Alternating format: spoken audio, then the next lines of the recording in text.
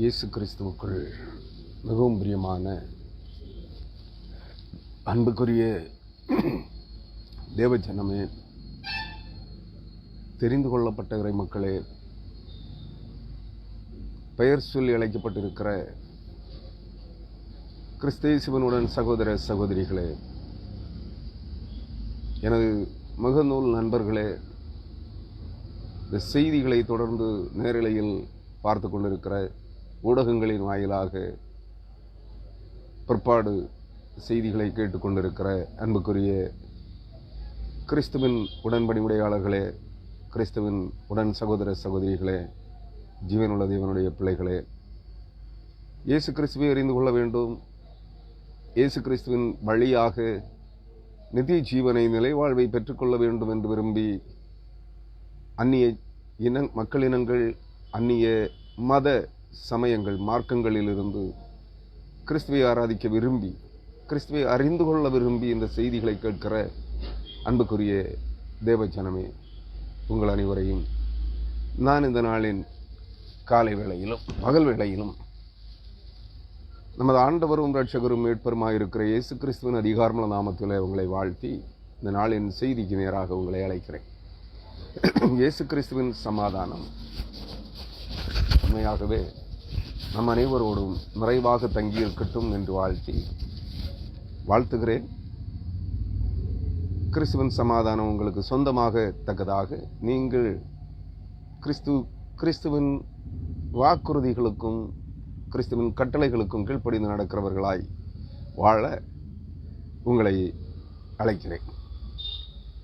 அருமையானவர்களே, நாம் தொடர்ந்து சிந்தனை செய்து வருகின்ற எரேமியா தீர்க்கதரிசியின் புஸ்தகத்தினுடைய 40ஆம் அதிகாரத்திலிருந்து இந்த நாளுக்குரிய தொடர் செய்தியாக 179வது உரை செய்தியை நான் உங்களோடு பகிர்ந்து கொள்ள விரும்புகிறேன்.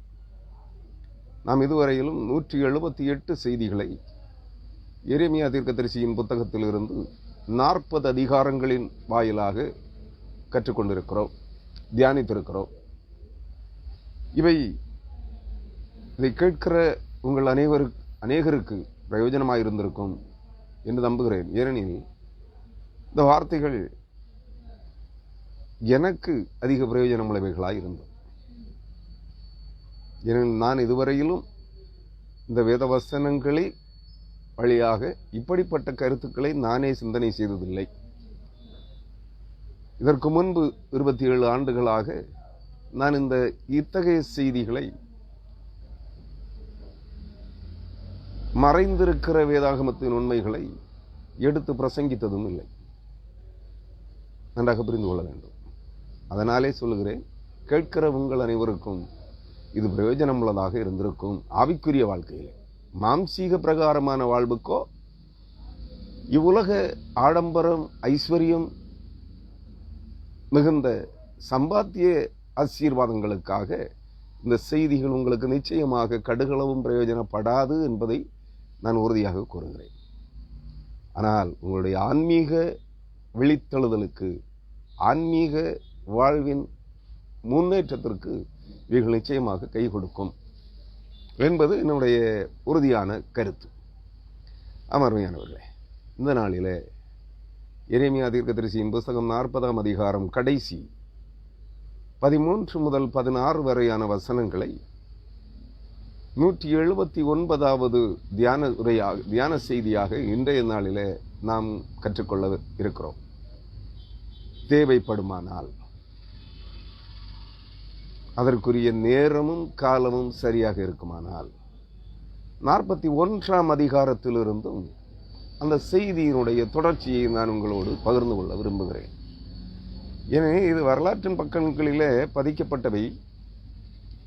அதில் ஆவிக்குரிய சத்தியங்கள் எவ்வளவு இருக்கிறது என்பது எனக்கு தெரியாது. இருந்தாலும் அந்த வார்த்தைகளை 40ஆம் அதிகாரத்தோடு கூட, 40ஆம் அதிகாரத்தில் கடைசி 4 வசனங்களோடு, 13, 14, 15, 16 ஆகிய 4 வசனங்களோடு சமயம் இருக்குமானால், தேவைப்படுமானால் 41வது அதிகாரத்திலிருந்தும் சில வசனங்களை உங்களோடு பகிர்ந்து கொள்ள விரும்புகிறேன்.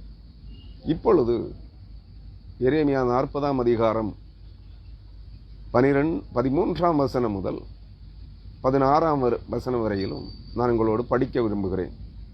அருமையானவர்களை, உங்கள் வேதாகமங்களை எடுத்துக்கொள்ளுங்கள். இந்த படிக்கப்படுகிற வார்த்தைகள் உங்கள் வேதாகமங்களிலே இருப்பதை நீங்கள் உறுதி செய்து அதை படித்துக் கொள்ளுங்கள்.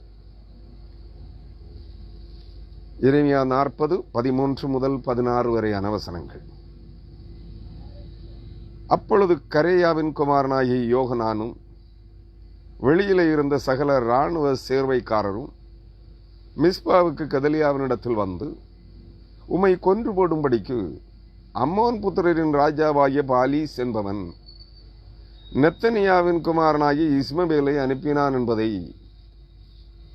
நீர் அறியவில்லையோ என்றார்கள். ஆனாலும் அகிக்காமின் குமாரனாகிய கெதலியா அவர்கள் வார்த்தையை நம்பவில்லை. பின்னும் கரேயாவின் குமாரனாகிய யோகனான் மிஸ்பாவிலே கெதலியாவோட ரகசியமாய் பேசி, நான் போய் ஒருவரும் அறியாமல் நெத்தனியாவின் குமாரனாகிய இஸ்மவேலை வெட்டி போட உத்தரவாக வேண்டும்.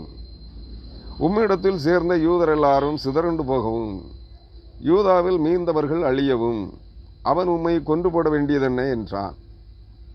ஆனாலும் அகிக்காமின் குமாரனாகிய கெதலியா கரேயாவின் குமாரனாகிய யோகனானை நோக்கி, நீ இந்த காரியத்தை செய்யாதே, இஸ்மவேலின் மேல் நீ பொய் சொல்லுகிறாய் என்றான். இந்த சிந்தனைக்குரிய வார்த்தைகள் இவைகள்தான். நான் முன்னரே சொன்னபடி தொடர்ந்து 41ஆம் அதிகாரத்திலிருந்து சில வசனங்களை இவைகளோடு சேர்த்து உங்களோடு பகிர்ந்து கொள்ள விரும்புகிறேன், சமயம் இருந்தால், தேவைப்பட்டால். இப்பொழுது ஒரு நிமிடம் கண்களை மூடி தேவ சமூகத்திலே நம்மை தாழ்த்தி ஒப்புக் கொடுத்து இந்த வேத வசனங்களின் வழியாக தேவன் நமக்கு என்ன சொல்ல விரும்புகிறார் என்பதை நாம் அறிந்து கொள்வதற்காக ஒரு நிமிடம் தலை வணங்கி ஜெபிப்போம். ஜெபம்.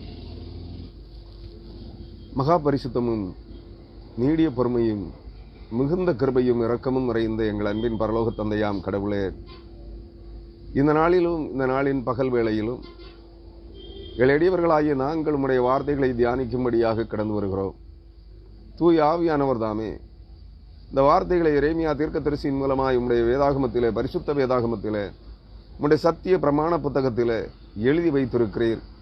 இவைகளின் தாற்பயம் என்ன, இவைகளினோடாய் மறைந்திருக்கிற வேதாகம சத்தியங்கள் என்ன, எங்கள் ஆவிக்குரிய வாழ்வுக்கு இவைகள் எந்த அளவுக்கு எவை பிரயோஜனப்படும் என்பதை நாங்கள் அறிந்து கொள்ள நீர் எங்களுக்கு உதவி செய்யும்படியாய் சமூகத்தில் மன்றாடுகிறோம். இந்த வார்த்தைகளின் மூலமாய் நீர் எங்களோடு பேசும். இந்த வார்த்தைகளிலே மறைவாய் இருக்கிற ரகசியங்களை, சத்தியங்களை, இவைகளின் வழியாக நீர் எங்களுக்கு கற்பிக்கப் போகிற எங்கள் குறைபாடுகள் அனைத்தையும் நாங்கள் அறிந்து உணர்ந்து அவைகளை விட்டு விலகவும், உம்முடைய வேதாகம சத்தியங்களுக்கு நாங்கள் கீழ்ப்படிந்து உம்முடைய வேத வார்த்தைகளை நாங்கள் கேட்டு அதன்படி செய்யவும் நடக்கவும் நீர் எங்களுக்கு கிருபை செய்யும். பேசுகிற அடிமையை மறைத்து தேவரீர் உம்முடைய ஆற்றல் மிக்க வார்த்தைகளை நீர் எங்களோடு பகிர்ந்து கொள்ளும்படியாக பேசுகிற அடிமைக்கும் கேட்கிற உம்முடைய பிள்ளைகளுக்கும் அவை பிரயோஜனமாய் இருக்க கிருபை செய்யும்படியாய் எங்கள் ஆண்டவரும் இரட்சகரும் மீட்பருமாய் இருக்கிற இயேசு கிறிஸ்துவின் வழியாக ஜெபிக்கிறோம். ஜெபங்களும் உங்கள் ஜீவனுள்ள நல்ல பிதாவே, ஆமென். கிறிஸ்துவுக்குள் மிகவும் பிரியமான அன்பு சகோதர சகோதரிகளே, நேற்றைய தினம் வரையிலும் நேற்றைய தினத்தில் இதனுடைய முந்தின வேத பகுதிகளை நான் தியானித்தோம். அந்த முந்தின வேத வசனங்கள் கற்று தந்தவைகளை நாம் கற்றுக்கொண்டோம். நான் 12ஆம் வசனத்தை, எரேமியா 40ஆம் அதிகாரம் 12ஆம் வசனத்தின் பிற்பகுதியிலிருந்து இந்த செய்தியை தொடங்குகிறேன். யூதா தேசத்தில் கெதலியாவினிடத்தில் மிஸ்பாவுக்கு வந்து திராட்சரசத்தையும் பழங்களையும் மிகுதியாய் சேர்த்து வைத்தார்கள். யார்? மோவாப், அம்மோன், ஏதோம் முதலான தேசங்களிலே சிதறியிருந்த கல்தேயரின் இராணுவத்திற்கு, பாபிலோன் ராஜாவாகிய நேபுகாத்நேச்சாருக்கும் அவருடைய சேனைகளுக்கும் பயந்து மறைந்திருந்த யூதர்களும், யூதா ராஜாவின் படைப்பிரிவில் உள்ள சேர்வைக்காரர்களாகிய இராணுவ வீரர்களும் அவர்களை சார்ந்தவர்களும் எல்லோரும் மிஸ்பாவில் இருக்கிற கெதலியாவினிடத்திற்கு பாபிலோன் ராஜாவாகிய நேபுகாத்நேச்சாரால் யூதாவின் மேல் அதிகாரியாக நியமிக்கப்பட்ட, விசாரணை அதிகாரியாக நியமிக்கப்பட்ட கெதலியாவினிடத்திற்கு வருகிறார்கள். அவனுடைய வார்த்தைகளின்படி அவன் அவர்களுக்கு சொல்லுகிறான்,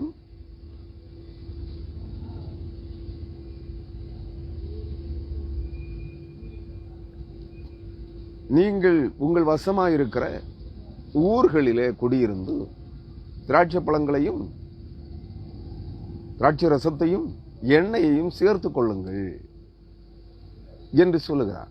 அந்த வார்த்தைகளின்படி அவர்கள் அங்கே என்ன செய்தார்கள்? மிஸ்பா திராட்சை ரசத்தையும் பழங்களையும் மிகுதியாய் சேர்த்து வைத்தார்கள். எங்கே வந்து?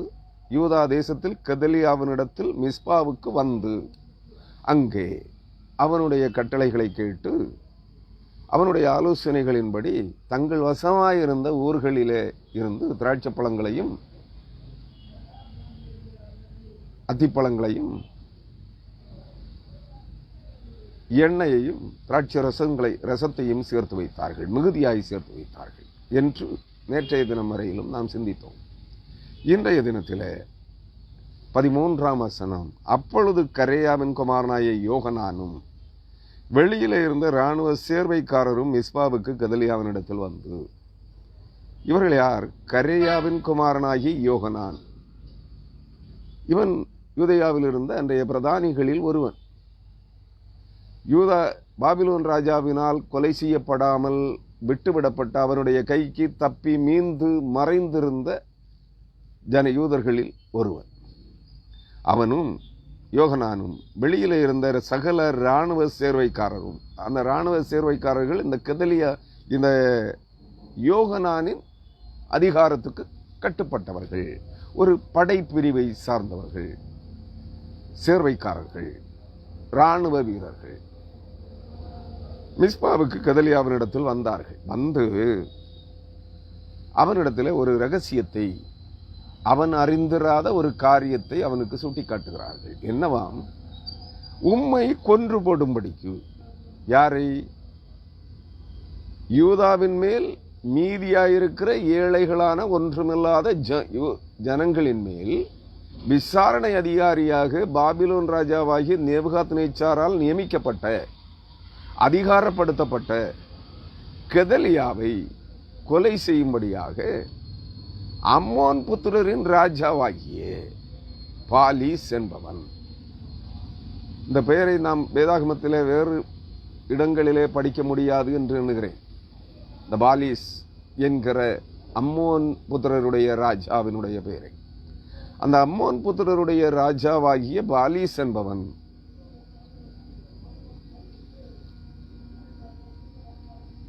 அவனுடைய நோக்கம் யூதர்கள் கூண்டோடு ஒழிக்கப்பட வேண்டும். யாருடைய நோக்கம்? அம்மோன் புத்திரர்களுடைய ராஜாவாகிய பாலிஸினுடைய நோக்கம் யூதர்கள் கூண்டோடு ஒழிக்கப்பட வேண்டும். இனி யூதேயா என்ற ஒரு பகுதி பூமியின் வரைபடத்திலே இருக்கக்கூடாது. யூதர்களுடைய முழுமையான அழிவையும் தேடி விரும்புகிறான். அவன் யார்? நான் நேற்றைய தினத்திலே செய்தியிலே சொல்லியிருந்தேன்.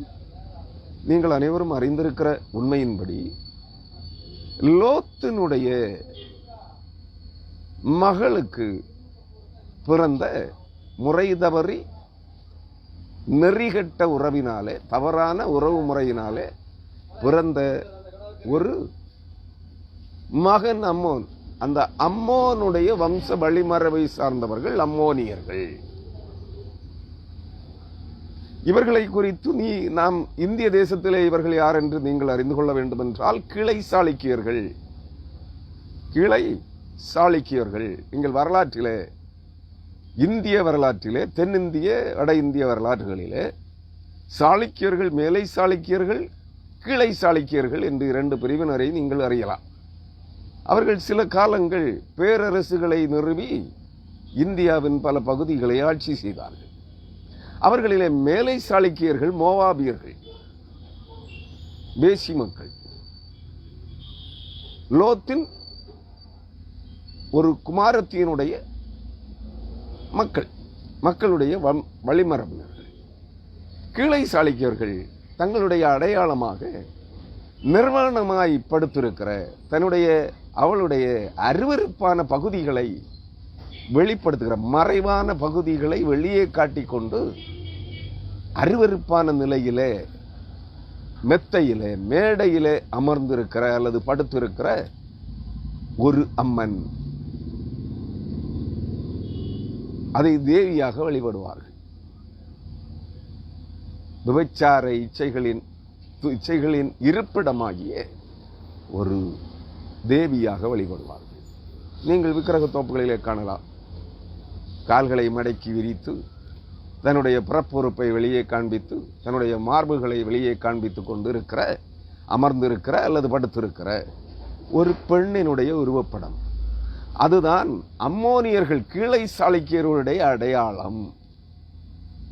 நன்றாக புரிந்து கொள்ள வேண்டும். அவர்கள் அம்மோனியர்கள், அம்மோன் புத்திரர்கள், லோத்தின் மகளிடத்தில் பிறந்த வழிமரபை சார்ந்தவர்கள். அந்த மகனின் அம்மோன் என்கிற லோத்தின் பேரன் என்று சொல்வதற்கு அங்கே இல்லை. ஏனெனில் லோத்திற்கும் லோத்தின் மகளுக்கும் பிறந்த பிள்ளைதான் அவன். அந்த வழிமரபை சார்ந்தவர்கள். அவர்களிடத்திலே தேவனுடைய கட்டளைகளுக்கு மீறி அவர்களிடத்திலே அடைக்கலம் புகுந்தவர்கள் யூதர்கள். அவர்களோடு கூட ஒரு கூட்டம் படைப்பிரிவினர் அங்கே இருக்கிறார்கள். அவர்கள் யார் என்பதை பிற்பகுதியில் நாம் சிந்திக்க இருக்கிறோம். ஒரு தெளிவுக்காக இந்தியாவில் இருக்கிற ஜாதிகளில் எல்லோரும் வந்தேரிகள் என்று நேற்றைய தினத்திலே சொன்னேன். அவர்களிலே இவர்கள் யார்? இந்த கீழை சாளுக்கியர்களும் மேலை சாளுக்கியர்களும் அம்மோனியர்களும் மோவாபியர்களும். கீழை சாளுக்கியர்கள் அம்மோனியர்கள். நன்றாக புரிந்து கொள்ளுங்கள். அதற்காகத்தான் சொன்னேன். வேற ஒன்றும் ஆவிக்குரிய ரகசியம் இல்லை.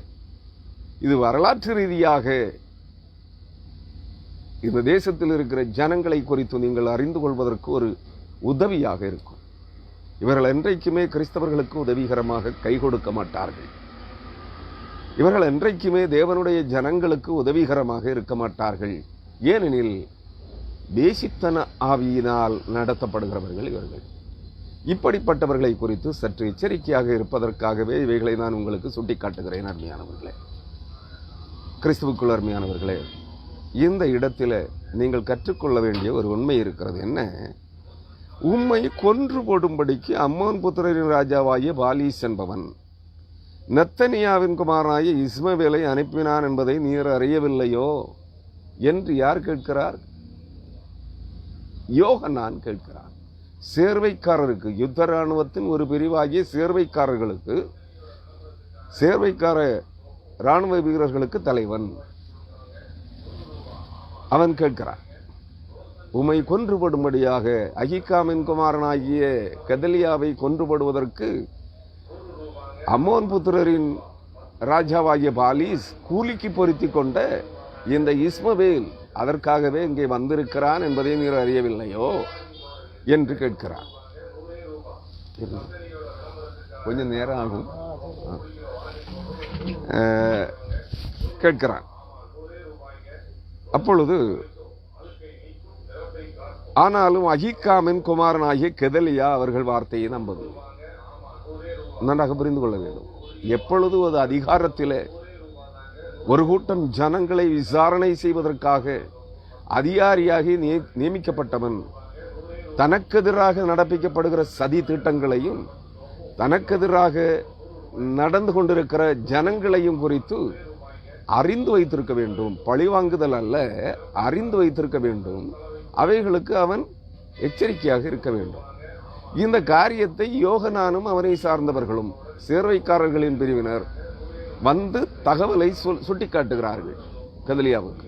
ஆனால் கெதலியா இவர் யோகனான் மற்றும் சேர்வைக்காரர்களுடைய வார்த்தைகளுக்கு செவி கொடுக்கவில்லை, அவைகளை நம்பவில்லை.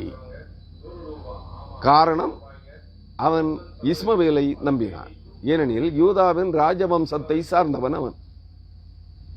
யூதாவின் ராஜவம்சத்தில் உள்ள ஒரு பிரிவை சார்ந்தவன் இஸ்மவேல். அவன் அப்படி செய்திருக்க மாட்டான், செய்ய மாட்டான் என்கிற ஒரு நம்பிக்கை யாருக்கு இருந்தது? கெதலியாவுக்கு இருந்தது. இன்று நமக்கும், கிறிஸ்துவை ஆராதிக்கிற நமக்கும், நம்மை சார்ந்தவர்களை குறித்து, நம்மோடு இருக்கிறவர்களை குறித்து அதீத நம்பிக்கை வைத்திருக்கிறோம். இந்த நம்பிக்கை நமக்கு அழிவை கொண்டு வரும். ஆனால் கர்த்தரை நம்ப மறுக்கிறோம், கர்த்தருடைய வார்த்தைகளுக்கு செவி கொடுக்க மறுக்கிறோம், கீழ்ப்படிய மறுக்கிறோம். அவரை நாம் நம்பிக்கையின் நாயகராக மனதிலே உள்ளத்திலே இருத்தி கொள்ள மறுக்கிறோம். ஆனால் நம்மோடு இருக்கிறவர்களை, நமக்கு ஆலோசனை சொல்கிறவர்களை, நமக்கு உதவிகரமாக கை கொடுக்கிறவர்களை பல வேளைகளிலே அவர்கள் பேரிலே முழுமையான நம்பிக்கையை வைத்துக் கொள்கிறோம். அந்த நம்பிக்கை நம்மை மோசம் போக்குகிறது உண்டு. அநேகர், எல்லோரையும் நான் சொல்லவில்லை, ஒரு சிலர் நம்பிக்கைக்கு பாத்திரவான்களாக இருப்பார்கள், ஒரு சிலர் உண்மை உள்ளவர்களாக இருப்பார்கள். நாம் செய்த உதவிக்கு, நம் மூலமாய் அவர்கள் பெற்றுக்கொண்ட நன்மைகளுக்கு பிரதி உபகாரம் செய்யவில்லை என்றாலும் உண்மை உள்ளவர்களாய் உத்தமர்களாய் இருப்பார்கள். ஆனால் சிலரோ, நீ எந்த உதவியை செய்திருந்தாலும், நீ அவர்களுக்கு எந்த ஆபத்திலே எந்த உதவியை கை கொடுத்திருந்தாலும், அவர்களை தூக்கி நிறுத்தி இருந்தாலும், ஒன்றுமில்லாதவர்களாய் இருந்தவர்களை உயர்ந்த நிலைக்கு நீ அவர்கள் வருவதற்கு காரணமாய், தூண்டுகோலாய், ஆலோசனையாய் உதவி செய்திருந்தாலும் அவர்கள் உன்னை அழிப்பதிலே குறியாக இருப்பார்கள். இன்றைய கிறிஸ்தவம் அப்படித்தான் இருக்கிறது. நன்றாக புரிந்து கொள்ள வேண்டும். அதனாலே எல்லாரையும் குறித்து ஒரே விதமான, ஒரே மாதிரியாக எடைபடாதிருங்கள். அவன் கிறிஸ்தவன் தானே, நம்மை சார்ந்தவன் தானே, அவன் நமக்கு துரோகம் செய்ய மாட்டான் என்று எண்ணாதிருங்கள். எந்த மனிதன் எப்பொழுது நமக்கு எதிராக மாறுகிறான், அவனுடைய காரியங்களை சாதித்துக் கொள்வதற்காக அவனை பார்க்கிலும் அவனை தூக்கிவிட்டவன் நீ, அவனை உயர்ந்த நிலைக்கு கொண்டு வருவதற்கு உதவி கை கொடுத்தவன் நீ, ஆலோசனை கொடுத்தவன் நீ, அதற்கு உதவிகள், பல உதவிகள் செய்தவன் நீ. ஆனால் உன்னை பார்க்கிலும் அவன் ஒருபடி மேலே வந்தபோது உன் தலையின் மேல், உன் உச்சம் தலையிலே மிதித்து உன்னை தன் காலின் கீழ் மிதித்து போட வகை தேடுவான். இது இன்றைய கிறிஸ்தவத்தினுடைய யதார்த்தமான நிலை. நன்றாக புரிந்து கொள்ளுங்கள்.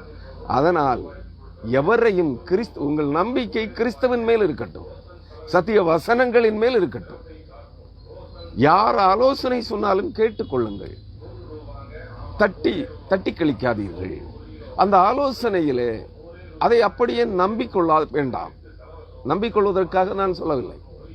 யார் உங்களுக்கு ஆலோசனைகள் இலவசமாக கிடைக்கும், அந்த இலவசமான ஆலோசனைகளை தட்டி கழிக்க வேண்டாம். காது கொடுத்து கேளுங்கள். அதிலே சில ரகசியங்கள், சில உண்மைகள் மறைந்திருக்கும். அது ஒருவேளை அவர்களுடைய ஆலோசனைகள் சதி திட்டங்களாகவும் இருக்கும். இவர்களே திட்டமிட்டு உங்களை சதிப்பதற்காக பிறரை கைகாட்டி சுட்டிக்காட்டி உங்களுக்கு அந்த ஆலோசனையை சொல்லுவார்கள். அதையும் நீங்கள் புரிந்து கொள்ள வேண்டும். ஆலோசனை சொல்லுகிறவன் உத்தமன் என்று எண்ணிக்கொள்வதற்கு நான் சொல்லவில்லை. ஆலோசனை சொல்லுகிறவனே அந்த சதி திட்டத்தை தீட்டுகிறவனாகவும் இருப்பான், அதற்கென்று அந்த நபர்களை நியமித்தவனாகவும் இருப்பான். இவன் நல்ல பிள்ளை போல பக்கத்தில் இருப்பான். இவர்கள் சொல்லிக் கொள்வார்கள், நாங்கள் அம்பு விழுகிற கண்டத்திலே நிற்க மாட்டோம். என்ன சொல்லுவாங்க? வில்லையும் அம்பையும் கூட்டி நாணேற்றி வைத்தவர்கள் இவர்களே. வில்லை அம்பை எய்வதற்கு உனக்கு எதிராக, உன் நெஞ்சிற்கு நேரே, உன் நெற்றிக்கு நேரே அம்பை எய்வதற்கு ஏற்பாடு பண்ணினவர்களும் அவர்களாக இருப்பார்கள். ஆனால் உன் அருகாமையில் இருப்பார்கள். உனக்கு அதை குறித்து இப்படி ஒரு துராலோசனை உனக்கு எதிராக நடந்து கொண்டிருக்கிறது, இன்னார் இன்னார் இந்த காரியத்தை செயல்படுத்த துணிகரம் கொண்டிருக்கிறார்கள் என்று உன் அருகிலிருந்து ஆலோசனை சொல்லுகிறவர்களும் அவர்களே. ஆனால் அவர்கள் வாயிலிருந்து அவர்களை அறியாமலே சில வார்த்தைகள் உதிர்ந்துவிடும். நாங்கள் அம்பு விழுகிற இடத்திலே நிற்க மாட்டோம். ஏன்னா அவனுக்கு தெரியும் எந்த நேரத்திலே உன் நெற்றியை அல்லது உன் இதயத்தை, உன் நெஞ்சை அந்த அம்பு பதம் பார்க்கும் என்று. அப்பொழுது இவன் அதுவரையிலும் உன்னோடு இருப்பான், அப்பொழுது உன்னை விட்டு விலகி சென்று விடுவான். நீ பிற்பாடு தான் தெரியும், இவன் தான் அந்த சதியை திட்டம் தீட்டியவன், சதிகாரர்களை, அந்த கூலி கடைகளை, கைக்கூலிகளை ஏற்படுத்தினவன், சதி திட்டத்திற்கு தலைவனும் இவனே, உன்னை சதித்தவனும் கொன்றவனும் அவனே என்பதை பிற்பாடு தான் மற்றவர்கள் அறிந்து கொள்வான். இப்படிப்பட்ட ஆலோசனைக்காரர்களுக்கு எச்சரிக்கையாக இருங்கள். நன்றாக புரிந்து கொள்ளுங்கள். யாரையும் நம்பாருங்கள். யாருடைய ஆலோசனைகளையும் 100க்கு 100 முழுவதுமாக நம்பாருங்கள். இங்கே கெதலியாவினுடைய தவறு என்ன? இதை அவன் நம்பவில்லை. ஆனால் பிற்பாடு நடந்தது, இந்த யோகனானும் அவனோடு இருந்தவர்களும் கெதலியாவினிடத்தில் என்ன சொன்னார்களோ அதுதான் சம்பவித்தது. நன்றாக புரிந்து கொள்ளுங்கள் அருமையானவர்களே. அங்கே பின்னும் கரேயாவின் குமாரனாய யோகனான் மிஸ்பாவிலே கெதலியாவோட ரகசியமாய் பேசி, நான் போய் ஒருவரும் அறியாமல் நெத்தனியாவின் குமாரனாகிய இஸ்மவேலை வெட்டி போட உத்தரவாக வேண்டும் என்கிறான். அவன் கேட்கிறான், ரகசியமா போய் காதோடு காடு பேசி, நெத்தனியாவின் குமாரனாகிய இஸ்மவேலை வெட்டி போடுவதற்கு நீர் எனக்கு அதிகாரம் கொடுத்தால், நான் அவன் உம்மை கொண்டு போடுவதற்கு முன்பு நான் அவனை கொண்டு போடுகிறேன் என்று அனுமதி கேட்கிறான். சரி, அனுமதி கேட்கிறான். நன்றாக புரிந்து கொள்ளுங்கள். ஆனால் உம்மிடத்தில் அதற்கு ஒரு காரணத்தையும் சொல்லுகிறான். அதற்கு ஒரு காரணத்தையும் சொல்லுகிறான். என்ன காரணம்? உம்மிடத்தில் சேர்ந்த யூதர் எல்லாரும் சிதறுண்டு போகவும் யூதாவில் மீந்தவர்கள் அழியவும் அவன் உம்மை கொன்று போட வேண்டியதென்ன என்றான். காரணத்தை சுட்டிக்காட்டுகிறான். உம்மை பாதுகாக்க வேண்டிய அவசியம், இந்த காரியத்தை உம்மிடத்தில் நான் உம்முடைய காதிலே போட வேண்டிய அவசியம் காரணம் என்ன என்பதை குறித்து அங்கே சொல்லுகிறான். உம்மிடத்தில் சேர்ந்த யூதர் எல்லாரும் சிதறுண்டு போகவும் யூதாவில் மீந்தவர்கள் அழியவும் உம்மை அவன் கொன்று போட வேண்டியது என்ன என்றான். ஆனாலும் யார் என்ன செய்யவில்லை? கெதலியா அந்த வார்த்தைகளை, யோகனானின் வார்த்தைகளை நம்பவில்லை. ஆனாலும் அகிக்காமின் குமாரனாகிய கெதலியா கரேயாவின் குமாரனாகிய யோகனானை நோக்கி, நீ இந்த காரியத்தை செய்யாதே, இஸ்மவேலின் மேல் நீ பொய் சொல்லுகிறாய் என்றான். என்ன சொல்லுகிறான்?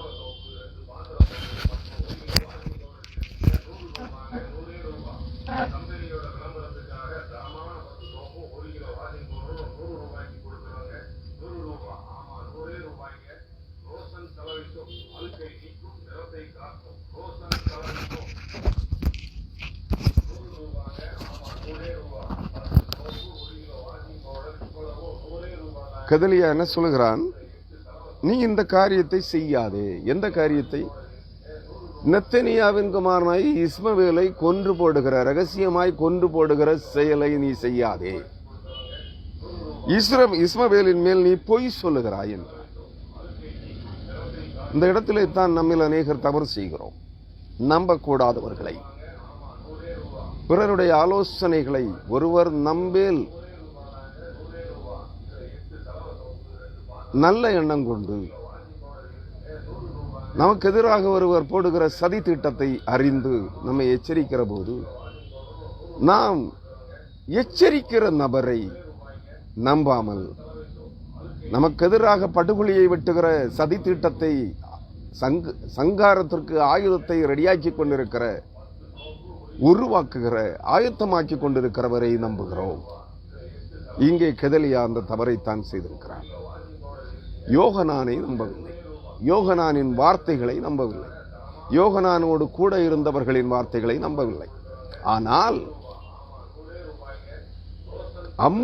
அம்மோன் புத்திரரின் ராஜாவாகிய வாலிஸ் கூலிக்கு பொருத்தி கொண்ட யூதாவின் ராஜவம்சத்தை சார்ந்த நெத்தனியாவின் குமாரன் இஸ்மவேலை நம்புகிறான். பார்த்துக் கொள்ளுங்கள், ஒருவனுடைய முடிவு எப்படி சம்பவிக்க போகிறது என்பதை. நீ இந்த காரியத்தை செய்யாதே, இஸ்மவேலின் மேல் நீ பொய் சொல்லுகிறாய் என்று. நாம் எவ்வளவு தான் உண்மையை சொன்னாலும், இதுதான் சத்தியம் என்று சொன்னாலும், அழிய வேண்டியவன் சத்தியத்தை ஏற்றுக்கொள்ள மாட்டான். அதுதான் இன்றைய கிறிஸ்தவத்திலும் நடந்து கொண்டிருக்கிறது. இன்றைய கிறிஸ்தவத்திலும் இதே காரியம்தான் நடந்து கொண்டிருக்கிறது. நீங்கள் அதை நன்றாக புரிந்து கொள்ளுங்கள் அருமையானவர்களே. சத்தியத்தை, வேதாகம வசனத்தின் ஆழமான சத்தியங்களை, இதுதான் சத்தியம், இதுதான் வேதாகமம் சொல்லுகிற உண்மை, நீ நித்திய ஜீவனை பெற்றுக்கொள்ள வேண்டுமென்றால் நீ நித்திய மரணத்திற்கு தப்பி நரக அக்கினி கடலுக்கு தப்பி நித்திய ஜீவனை பெற்று நித்திய ராஜ்யத்தின் மரணமற்ற நித்திய பேரின்ப எல்லையற்ற பேரின்ப வாழ்வை நீ சொந்தமாக்கிக் கொள்ள வேண்டும் என்றால் நீ இந்த பொய் வார்த்தைகளை புரட்டு உபதேசங்களை நம்பாதே. இந்த குறுக்கு வழிகளை, உலகத்தின் ஆசீர்வாதங்களை பெற்றுக்கொள்வதற்கு எதுவான குறுக்கு வழிகளை உனக்கு காட்டுகிற கள்ள உபதேசங்களை, புரட்டு உபதேசங்களை நம்பாதே என்றால் இன்றைய கிறிஸ்தவர்களுக்கு அது கசப்பாக தெரிகிறது. ஆனால் மரணத்திற்கு நேராக இழுத்து செல்லுகிற புரட்டு உபதேசங்கள் இனிமையாக தோன்றுகிறது, தேனை போல் இனிக்கிறது. நன்றாக புரிந்து கொள்ள வேண்டும். இவர்கள் தங்கள் முன்னேற்றத்தை தங்கள் மாம்சீக வாழ்விலே, உலகத்திலே ஐஸ்வர்யவான்களாய், ஆசீர்வதிக்கப்பட்டவர்களாய், ஆடம்பரமாய், சுகபோகமாய் வாழ்வதை இவர்கள் விரும்பவில்லை. அதனால் இப்படி நாங்கள் பிரசங்கிப்பது தான் சத்தியம், அவர்கள் உங்களுக்கு உலகத்திற்குரிய ஆசீர்வாதங்களை வாரி வழங்குகிற இந்த உபதேசங்கள் அனைத்தும் கள்ள உபதேசங்கள், புரட்டு உபதேசங்கள் என்கிறார்கள் என்று சொல்லுகிறார்கள். ஏனெனில் நீ உனக்கென்று குறிக்கப்பட்டது நித்திய அழிவு, நித்திய மரணம். உன்னை அதிலிருந்து தப்பிவித்துக் கொண்டு வர எவராலும் முடியாது, தேவனாலும் முடியாது. தேவன் பல வாய்ப்புகளை உனக்கு தருகிறார், அநேக தண்டனை தீர்ப்புகளை உனக்கு தந்து சிக்ஷித்து உன்னை சீர்படுத்த பார்க்கிறார். ஆனால் கர்த்தருடைய வார்த்தைகளுக்கோ, கர்த்தருடைய வசனங்களுக்கோ, கர்த்தருடைய சீர்படுத்துதலுக்கோ, தண்டனை தீர்ப்புகளுக்கோ நீ அடங்கவில்லை. நீ கர்த்தரை நம்பவில்லை, கர்த்தரை ஏற்றுக்கொள்ளவில்லை, கர்த்தருடைய வார்த்தைகளுக்கு செவி கொடுக்க மறுக்கிறாய். ஏனெனில் உன்னுடைய அழிவு உறங்காது. உனக்கு நியமிக்கப்பட்டிருக்கிற அழிவு, நித்திய மரணம் உன்னை விட்டு விடாது. அது உன்னை இழுத்து அந்த நரக பாதாளத்திற்கு தள்ளும் வரை அது உறங்காது. உன்னை கர்த்தருடைய சத்தியத்திற்கு கீழ்ப்படிய அனுமதிக்காது. அதுக்காக நான் ஒன்றும் செய்ய முடியாது. அதுக்காக தேவ வசனங்களை, வேதாகமத்தின் வசனங்களை சத்தியமாய் பிரசங்கிக்கிற எந்த ஊழியக்காரனும் உனக்காக திறப்பிலே நிற்க முடியாது. அதை நன்றாக மனதிலே வைத்துக்கொள். ஏனெனில் நீ செவித்தின உள்ள உலகத்தின் ஆசீர்வாதங்களை, சுகபோகங்களை, உல்லாசங்களை, ஆடம்பரமாய் வாழ்வதற்கு, மனவிருப்பம் போல் வாழ்வதற்காக நீ உலகத்தின் ஐஸ்வர்யங்களை நாடி தேடி ஓடிக்கொண்டிருக்கிறாய்.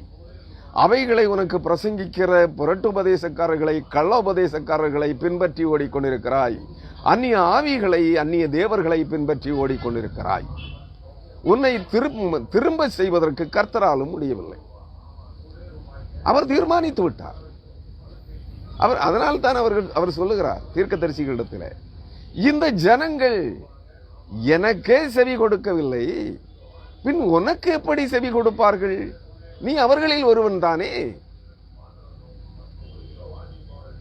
எனக்கே செவி கொடாத இந்த ஜனம், வணங்க கழுத்தும் முரட்டாட்ட சிந்தனையும் கொண்ட,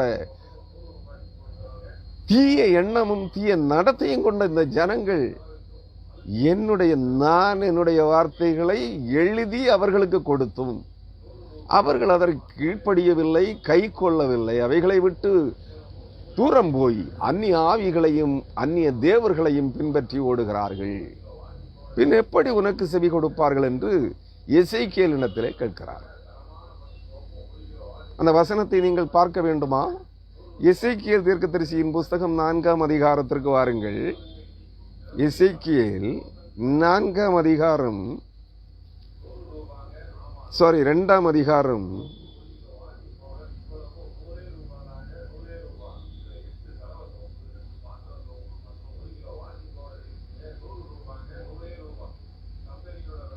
3ஆம் வசனம் முதல்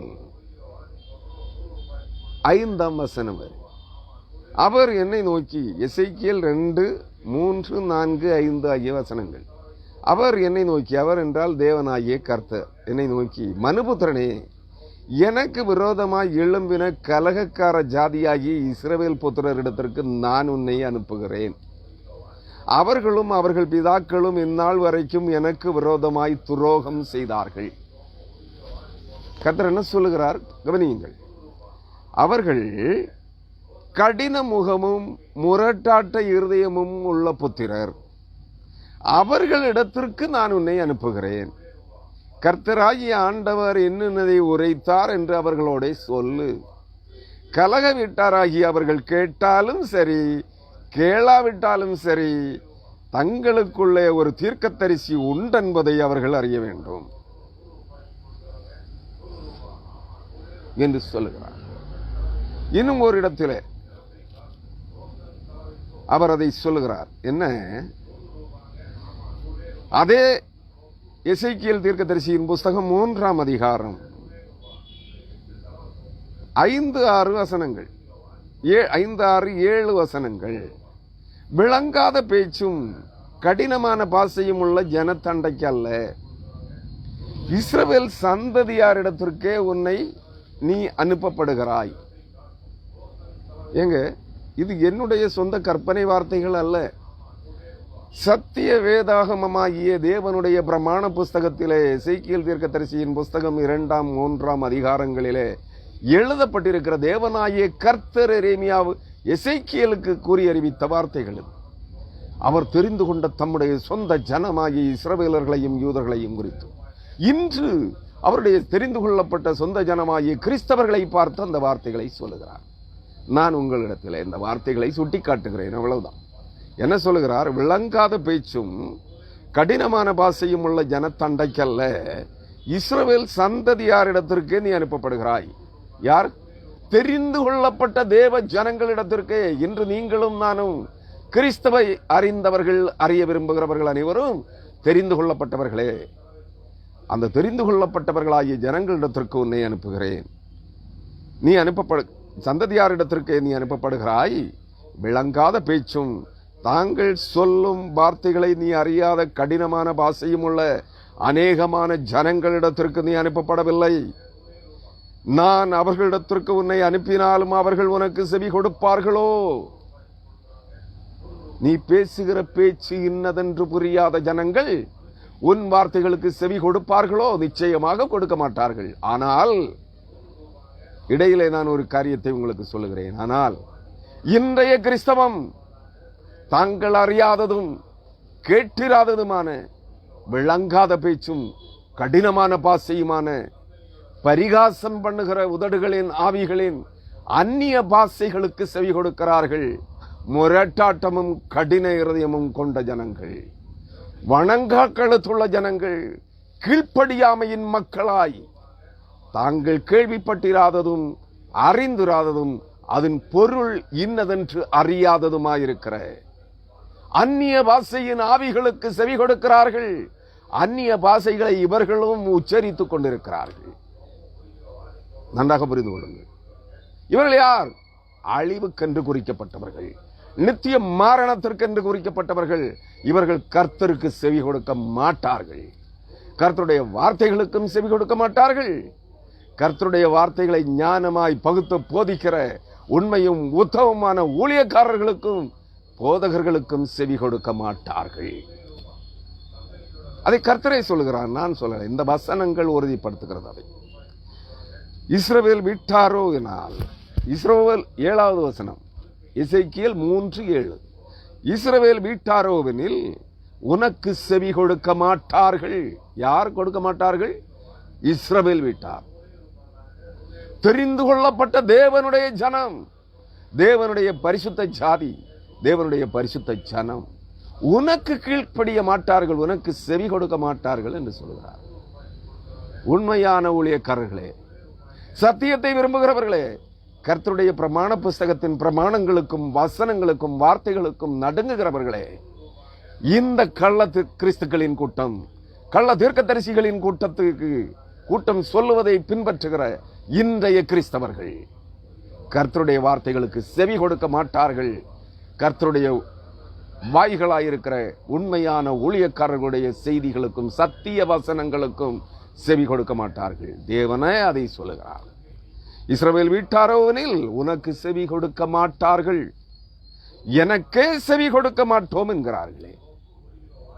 அவர் சொல்லுகிறார், இஸ்ராயேலின் சேனைகளின் தேவனாகிய கர்த்தர், இன்று நீங்களும் நானும் ஆராதித்துக் கொண்டிருக்கிற உயிர்த்தெழுந்த ஆண்டவராகிய இயேசு கிறிஸ்து சொல்லுகிறார், அன்றே சொல்லி இருக்கிறார் எரேமியா தீர்க்கதரிசியின் மூலமாய். அவர்கள் எனக்கே செவி கொடுக்க மாட்டோம் என்கிறார்களே. இஸ்ரவேல் வம்சத்தார் அனைவரும் கடினமான நெற்றியும் முரட்டாட்டமும் உள்ள இருதயமும் உள்ள பிள்ளைகள் என்று சொல்கிறார். அவருக்கு தெரிந்தே இருக்கிறது. இன்றைய கிறிஸ்தவர்கள் கர்த்தருடைய வசனங்களுக்கோ வார்த்தைகளுக்கோ செவி கொடுக்க மாட்டார்கள். ஆனால் புரட்டு உபதேசக்காரர்களுக்கும் கள்ள பிரசங்கியார்களுக்கும் அந்நிய ஆவிகளின் அந்நிய பாஷைகளுக்கும் தீர்க்க தரிசனங்களுக்கும் தலை வணங்குவார்கள், கீழ்ப்படிவார்கள், அவர்களுக்கு செவி கொடுப்பார்கள், அவர்களை பின்பற்றி ஓடிக்கொண்டே இருப்பார்கள். ஏன்? நித்திய மரணம், நித்திய அழிவு அவர்களுக்கு வாசலை திறந்து கொண்டிருக்கிறது. திறந்த வாசல் அவர்களுக்காக வைக்கப்பட்டிருக்கிறது. அதுதான் அவர்கள் பின்பற்றுகிற ஊழியக்காரர்கள் அவர்களுக்கு சொல்லுகிற திறந்த வாசல். அந்த திறந்த வாசல் திறந்தே இருக்கிறது. இவர்கள் அங்கே வழியிலே நின்று இவர்களை அங்கே உள்ளே அனுப்பி கொண்டே இருப்பார்கள். எங்கே? நரகத்திற்கு, நித்திய நரகாக்கினி கடலுக்கு. அவர்களுக்கு விசாலமாய் திறந்திருக்கிறது. நன்றாக புரிந்து கொள்ளுங்கள் அருமையானவர்களே. மனமிருந்தால் கேளுங்கள். நான் சொல்லுவதல்ல, இது சத்திய வேத வசனங்கள், உங்களுக்கும் எனக்கும் சூட்டி காட்டுகிற வசனங்கள் என்பதை மறக்க வேண்டாம். இங்கே கெதலியா யோகனானின் வார்த்தைகளுக்கு செவி கொடுக்கவில்லை. அவன் உள்ளதை, அவன் கேள்விப்பட்டதை, அவன் அறிந்ததை அங்கே அவனுக்கு சொன்னான். உள்ளொன்று வைத்து புறமன்று கூறுகிறவனாக யோகனான் கெதலியாவினிடத்திலே வந்து அந்த ஆலோசனையை சொல்லவில்லை. அம்மோன் புத்திரரின் ராஜாவாகிய பாலிஸ் என்பவன் யூதேயாவின் ராஜபுத்திரர்களில்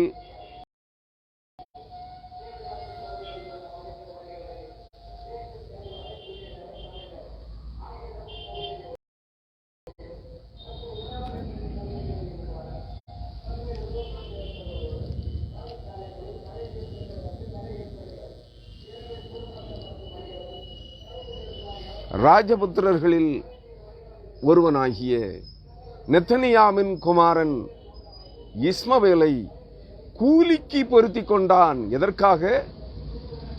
நேபுகாத்நேச்சார் யூதேயாவில் மீதம் இருக்கிற ஜனங்களுக்கு விசாரணை அதிகாரியாக நியமித்த கெதலியாவை கொன்று போடுவதற்கு யூதாவின் ராஜபுத்திரர்களில் ஒருவனாகிய இஸ்மவேலையே கூலிக்கு பொருத்தி கொண்டான். அந்நியனாகிய அம்மோனியன் என்கிற காரியத்தை இங்கே யோகனான் கெதலியாவுக்கு சொல்லுகிறான். பகிரங்கமாய் சொன்னான், ரகசியமாய் காதிலும் சொன்னான். ஆனால் கெதலியா நம்பவில்லை. கெதலியாவின் நேரம் சமீபித்திருந்தது. கெதலியா சாகடிக்கப்பட வேண்டிய நேரம் அங்கே சமீபித்திருந்தது. அவன் யோகனானின் வார்த்தைகளை நம்புவதற்கு முற்படவில்லை. நீ பொய் சொல்லுகிறாய் என்று அவனை கடிந்து கொண்டான். நன்றாக புரிந்து கொள்ளுங்கள். அங்கே அந்த நேரம் அவனை சிந்தனைக்கு, அவனுடைய மரண வேளை நெருங்கிக் கொண்டிருக்கிறபடியினால், அவனுக்கு குறிக்கப்பட்ட ஆயுளின் நாள் முடிந்து போனபடியினால் அவன் ஆலோசனையை கேட்க மனமற்றவனாயிருந்தான். இன்றைய கிறிஸ்தவர்களுடைய நிலைப்பாடு இதுவே. இன்றைய ஆடம்பர கிறிஸ்தவர்கள், சுகபோக கிறிஸ்தவர்கள், உல்லாச கிறிஸ்தவர்கள், பக்தி வேட கிறிஸ்தவர்களின் நிலைப்பாடு, அவர்களுடைய உள்ளந்திரியங்களின் எண்ணங்களும் இவைகளே. அவர்களுக்கு குறிக்கப்பட்டிருக்கிற நாள் சமீபமாயிருக்கிறது.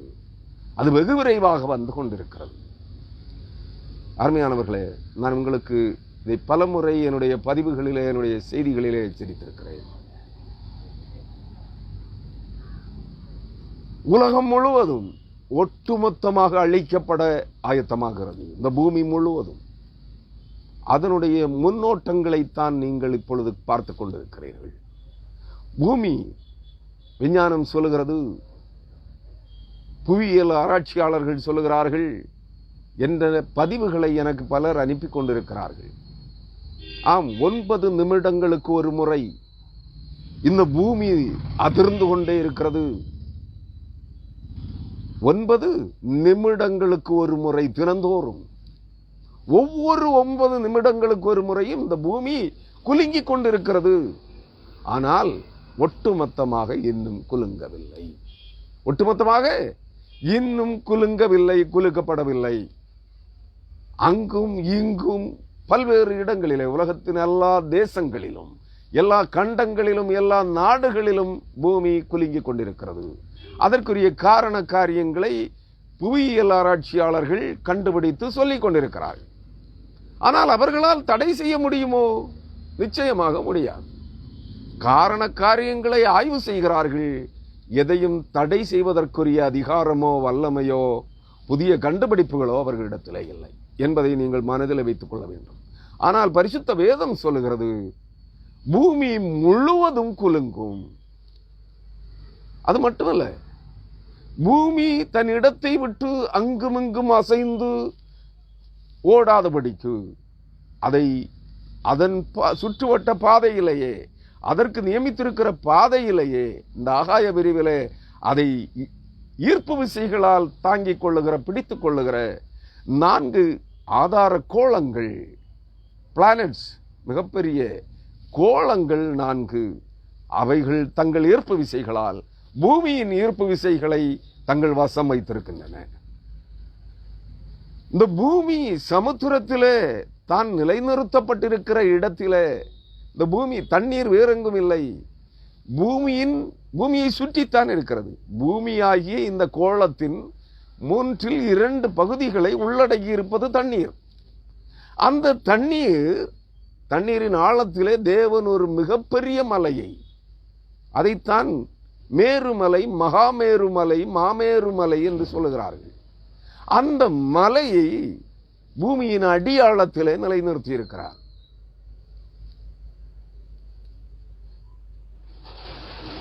பூமியின் 7 கண்டங்கள், 7 பாறை தட்டுகள் அடியிலே இருக்கிறது என்கிறார்களே, அந்த பாறை தட்டுகளினூடாக அடியாழத்திலே நிலைநிறுத்தி இருக்கிறார் தேவன். அந்த பாறை தட்டுகள் குலுக்கப்படும்படியாய் சமுத்திரத்தையும் குலுக்குகிறார். இந்த பூமியின் 3/2 பங்கு சமுத்திரத்தையும் தேவன் குலுக்குகிறார், வானத்தையும் குலுக்குகிறார். அதுதான் வேதாகமம் சுட்டிக்காட்டுகிற சத்தியம். நான் மீண்டும் ஒரு முறை, அசைவுள்ளவைகள் அசையத்தக்கதாய், அசைக்கப்படாதவைகள், இதுவரையிலும் அசைவில்லாதிருக்கிறவைகள் குலுக்கப்படும்படியாய் நான் வானத்தையும் பூமியையும் சமுத்திரத்தையும் இன்னும் ஒரு தரம் குலுங்க பண்ணுவேன் என்று சொல்லுகிறார். அருமையானவர்களே, ஆனால் பூமி ஆங்காங்கே குலுங்கிக் கொண்டிருக்கிறது. திருப்பூரிலே குலுங்கியதாம், இந்தியாவிலே, தமிழகத்திலே பல்வேறு இடங்களிலே குலுக்கம் ஏற்பட்டதாம். இந்தோனேசியாவிலே குலுங்கியதாம். 1000 கிலோமீட்டர் சுற்றளவிற்கு, 1000 கிலோமீட்டர் அந்த குலுக்கப்பட்ட இடத்திலிருந்து 1000 கிலோமீட்டர் அங்கும் இங்கும் பூமி குலுங்குகிறதாம். ஆனால் வேதம் சொல்லுகிறது, விஞ்ஞானிகளுடைய கண்டுபிடிப்புக்கு செவி கொடுக்கிற, அதை காது கொடுத்து கேட்கிற அன்பான விசுவாசிகளே, வேதம் சொல்லுகிறது, வானத்தையும் பூமியையும் சமுத்திரத்தையும் உண்டாக்கின கர்த்தர் அவற்றிற்கு அவை இன்ன இடங்களிலே அவைகளை நிலைநிறுத்தி அவைகளுக்குரிய ஓடுபாதைகளை ஏற்படுத்தின கர்த்தர் சொல்லுகிறார், நான் வானத்தையும் பூமியையும் சமுத்திரத்தையும் மீண்டும் ஒரு முறை குலுங்க பண்ணுவேன். அப்படி என்றால் இதற்கு முன் ஒரு முறை குலுங்க பண்ணி இருக்கிறார். எப்போது? இந்த 7 கண்டங்கள் பிரிக்கப்பட்டிருக்கிறதே, பூமி உருண்டை, வெட்டாந்தரை, ஒரே வெட்டாந்தரை, ஒரே பூமி உருண்டை. அந்த பூமி உருண்டை 7 கண்டங்களாய் பிளந்திருக்கிறதே, பிரிக்கப்பட்டிருக்கிறதே, அப்பொழுது குலுக்கி இருக்கிறார். அப்பொழுதுதான் ஏதேன் தோட்டத்தை பூமியிலிருந்து பிரித்து எடுத்துக் கொண்டார். நீங்கள் ஆதியாகமத்திலே படித்தால் தெரியும், பேலேகின் நாட்களிலே பூமி பகுக்கப்பட்டது. வேதம் சொல்லாத ரகசியம் ஒன்றுமில்லை, ஆதியாகமத்திலே தேடி வாசியுங்கள். பேலேகின் நாட்களிலே பூமி பகுக்கப்பட்டது. பகுக்கப்பட்ட போது 7 கண்டங்களாக பகுக்கப்பட்டிருக்கிறது. இன்னொரு கண்டம் மிகப்பெரிய, இன்று உலகத்தில் இருக்கிற இந்த பூமியில் இருக்கிற நிலப்பரப்பை பார்க்கிலும் மிகப்பெரிய ஒரு கண்டம். அதைத்தால் புவியியல் ஆராய்ச்சியாளர்களும் விஞ்ஞானிகளும் சொல்லுகிறார்கள் லெமுரியா கண்டம், கடல் கொண்ட குமரி கண்டம் என்று.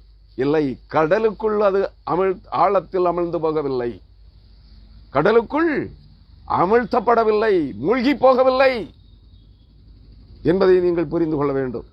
கடற்கரை பிரதேசங்கள் கடலுக்குள் மூழ்கி இருக்கிறது. ஆனால் கடல் கொண்ட குமரி கண்டம், கடல் கொண்ட லெமுரியா கண்டம் கடலுக்குள் போகவில்லை. அது தேவனுடைய தோட்டமாகிய ஏதேன் தோட்டம். அந்த ஏதேன் தோட்டம் பூமியை விட்டு எடுத்துக்கொள்ளப்படும் போது பூமி குலுக்கப்பட்டது, 8 பெரும் துண்டுகளாய் உடைக்கப்பட்டது. அதில் 7 துண்டுகளே, 7 கண்டங்களே இன்றைய விஞ்ஞானிகள் சுட்டிக்காட்டுகிற 7 கண்டங்கள், 7 டெக்டானிக் பிளேட்ஸ் என்று சொல்லுகிறார்களே. பூமியின் அடியாழத்தில், சமுத்திரத்தின் அடியாழத்தில் நிலைநிறுத்தப்பட்டிருக்கிற அந்த அக்னி குழம்பின் மேல் நிலைநிறுத்தப்பட்டிருக்கிற 7 பாறை தட்டுகள், அதான் ஒரே தட்டாக இருந்தது, 7 துண்டுகளாக பிளக்கப்பட்டிருக்கிறது. இந்த பூமி 7 கண்டங்களாக பிளந்திருக்கிறது.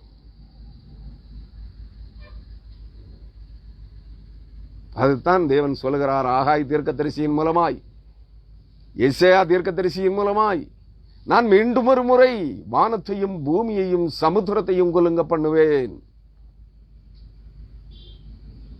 அசைவுள்ளவைகள் அழிக்கப்படும்படியாய், அசைக்கப்படாதவைகள் அசைக்கப்படும்படியாய் வானத்தையும் பூமியையும் குலுங்க பண்ணுவேன் என்று சொல்லுகிறார். இன்று ஆங்காங்கே குலுக்கப்படுகிறதற்கே பயந்து நடுங்கிக் கொண்டிருக்கிற தேவனுடைய ஜனமே, பூமியின் மக்களினங்களே, தேவனுடைய வார்த்தைகளுக்கு நடுங்குகிறீர்களா? அவர் குலுக்கப் போகிறார். ஒட்டுமொத்த பூமியையும் ஒரு குடிசையை போல அவர் குலுக்கப் போகிறார். அன்று இந்த கள்ள தீர்க்கதரிசிகளில், கள்ள அப்போஸ்தலர்களில், கள்ள போதகர்களில், திறப்பின் வாசலில் உங்களை கூட்டி சேர்க்கிறவர்களில் எவனாகிலும் ஒருவன் அதை நிறுத்துவதற்கு திறப்பிலே சுவரிலே சுவரை அடைக்கத்தக்கதாய், திறப்பின் வாசலை அடைக்கத்தக்கதாய் ஒருவன் நிற்க தயாரா? தேவன் இல்லை என்று சொல்லுகிறார். ஆனால் இந்த ஓநாய் கும்பல்கள் சொல்லுகிறது நாங்கள் இருக்கிறோம், எங்களோடு கூட திரள் கூட்ட ஜனங்கள் இருக்கிறார்கள். தேவனுடைய வார்த்தைக்கு மீறி நடக்கிறார்கள். திறப்பின் வாசலிலே அவர்களோடு கூட நீங்கள் சென்றால் நரகாக்கினி பாதாளத்திலே தள்ளப்படுவீர்கள். பூமி ஒட்டுமொத்தமாக குலுங்குகிற போது பூமி வெடித்து சிதறும்.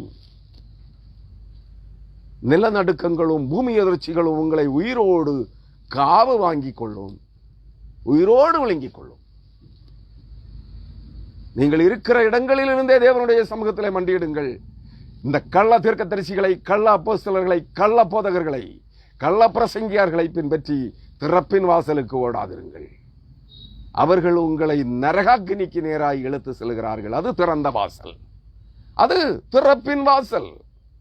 அந்த வாசலிலே உங்களை கொண்டு செல்வதற்கான ஏஜெண்டுகள் அவர்கள், சாத்தானுடைய கூலிப்படைகள் அவர்கள். இங்கே கெதலியா எப்படி அம்மோன் புத்திரர்களின் ராஜாவாகிய பாலிஸ் என்பவனுடைய கூலிப்படையாக மாற்றப்பட்ட, கைக்கூலியாக மாற்றப்பட்ட நெத்தனியாவின் குமாரன் இஸ்மவேலை போல இவர்கள் அனைவரும் இன்றைய சாத்தானுடைய கூலிப்படைகள் என்பதை நினைவில் வைத்துக் கொள்ளுங்கள். அருமையானவர்களே, எரேமியா 40ஆம் அதிகாரம்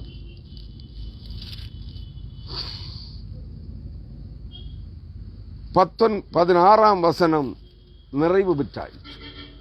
நான் இனி ஆரம்பத்திலே சொன்னது போல எரேமியா 41ஆம் அதிகாரத்தினுடைய சில வசனங்களை உங்களோடு பகிர்ந்து கொள்கிறேன். செய்தியின் தொடர்ச்சியாக, இதுவரை நீங்கள் கேட்ட செய்தியின், நாம் தியானித்த செய்தியின் தொடர்ச்சியாக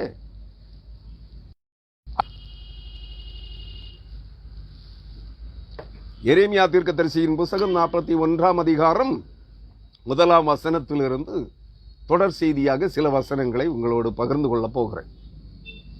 எரேமியா 41 அதிகாரத்திற்கு வாருங்கள்.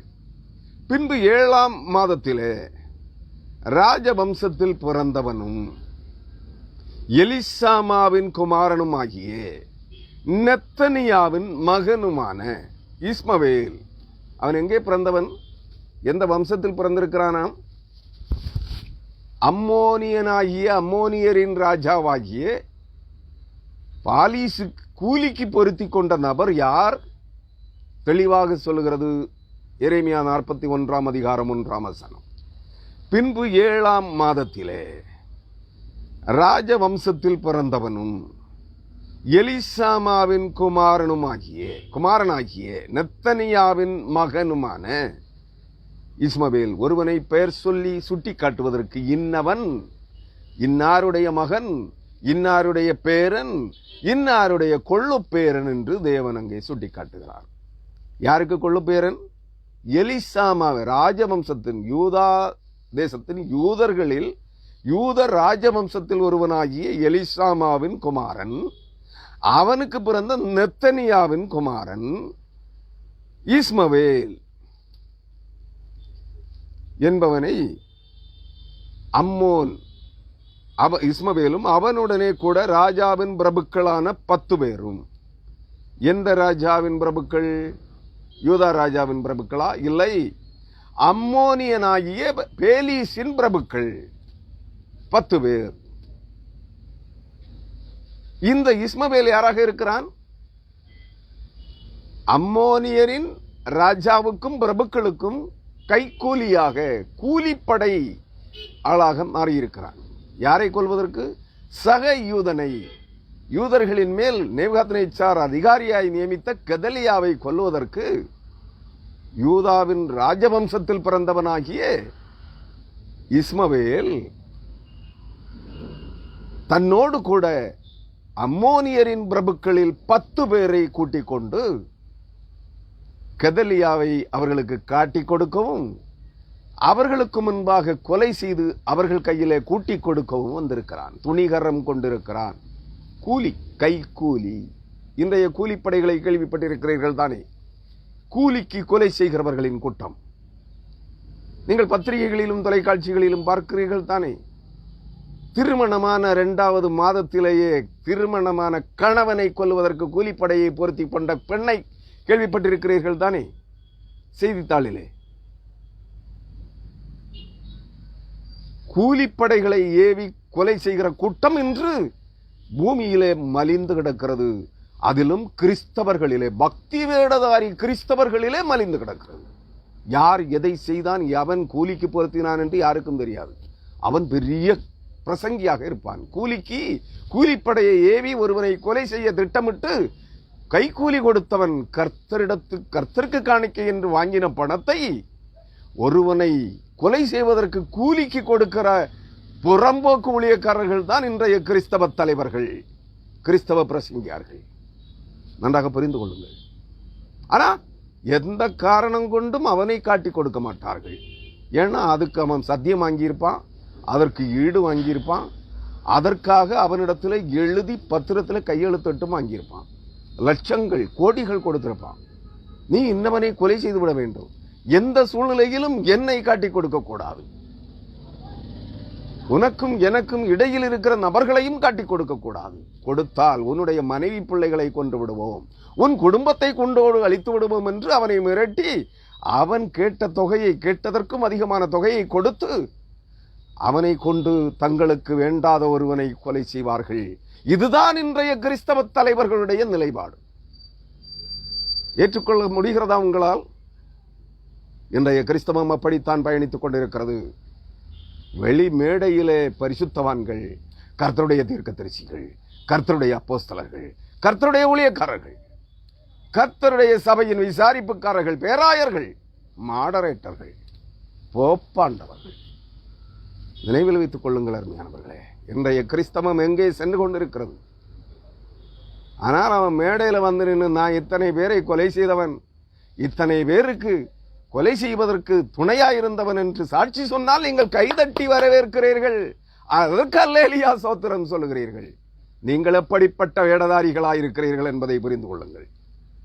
அருமையானவர்களே, இங்கு எரேமியா 7ஆம் மாதத்திலே ராஜவம்சத்தில் பிறந்தவனும் எலிசாமாவின் குமாரனுமாகிய நெத்தனியாவின் மகன் இஸ்மவேல் அவனுடனே கூட அம்மோனிய ராஜாவின் பிரபுக்களான 10 பேருடன் 10 பேரும் மிஸ்பாவுக்கு அஹீக்காமின் குமாரனாகிய கெதலியாவினிடத்தில் வந்து அங்கே ஏகமாய் போஜனம் பண்ணினார்கள். ஒருவனை நம்ப வைப்பதற்கு அவனிடத்திலே விருந்துண்டு கழிக்கிறார்கள். ஏகமாய் போஜனம் பண்ணினார்கள். ஏன்? உன் வீட்டில இருந்து தண்ணி, ஒரு கப்பு தண்ணி கூட நான் வாங்கி குடிக்கலைன்னா நீ என்னை நம்ப மாட்டாய், அப்படித்தானே? நீ என்னை நம்பவில்லை என்பதற்கு அடையாளம் அது, அப்படித்தானே? ஆனால் நான் தண்ணீர் மட்டுமல்ல, வயிறார விருந்துணவு சாப்பிடுவேன் என்று உன்னோடு அமர்ந்து பந்தியில் அமர்ந்து நான் சாப்பிட்டால் நீ என்னை நம்பி விடுவாய் தானே? இதைத்தான் அவர்கள் செய்தார்கள். போஜனம் பண்ணினார்கள். அப்பொழுது நெத்தனியாவின் குமாரனாகிய இஸ்மவேலும் அவனோட இருந்த 10 பேரும் எழும்பி பாபிலோன் ராஜா தேசத்தின் மேல் அதிகாரியாக வைத்த சாப்பானின் குமாரனாகிய அஹீக்காமின் மகனான கெதலியாவை பட்டயத்தால் வெட்டினார்கள். போஜன பந்தியில் இருந்து. கழுத்தறுக்கிறவன் எங்க இருப்பான்? உடனிருந்து குளிபறிக்கிறவன் எங்க இருப்பான்? உடனிருந்து உன் தொண்டையை அறுக்கிறவன் எங்கே இருப்பான்? உனக்கு புதைகுழியை வெட்டுகிறவன் எங்கே இருப்பான்? உன்னோடு கூட ஒரே பந்தியிலே ஒரே மேஜையிலே உணவருந்தி கொண்டிருப்பான்.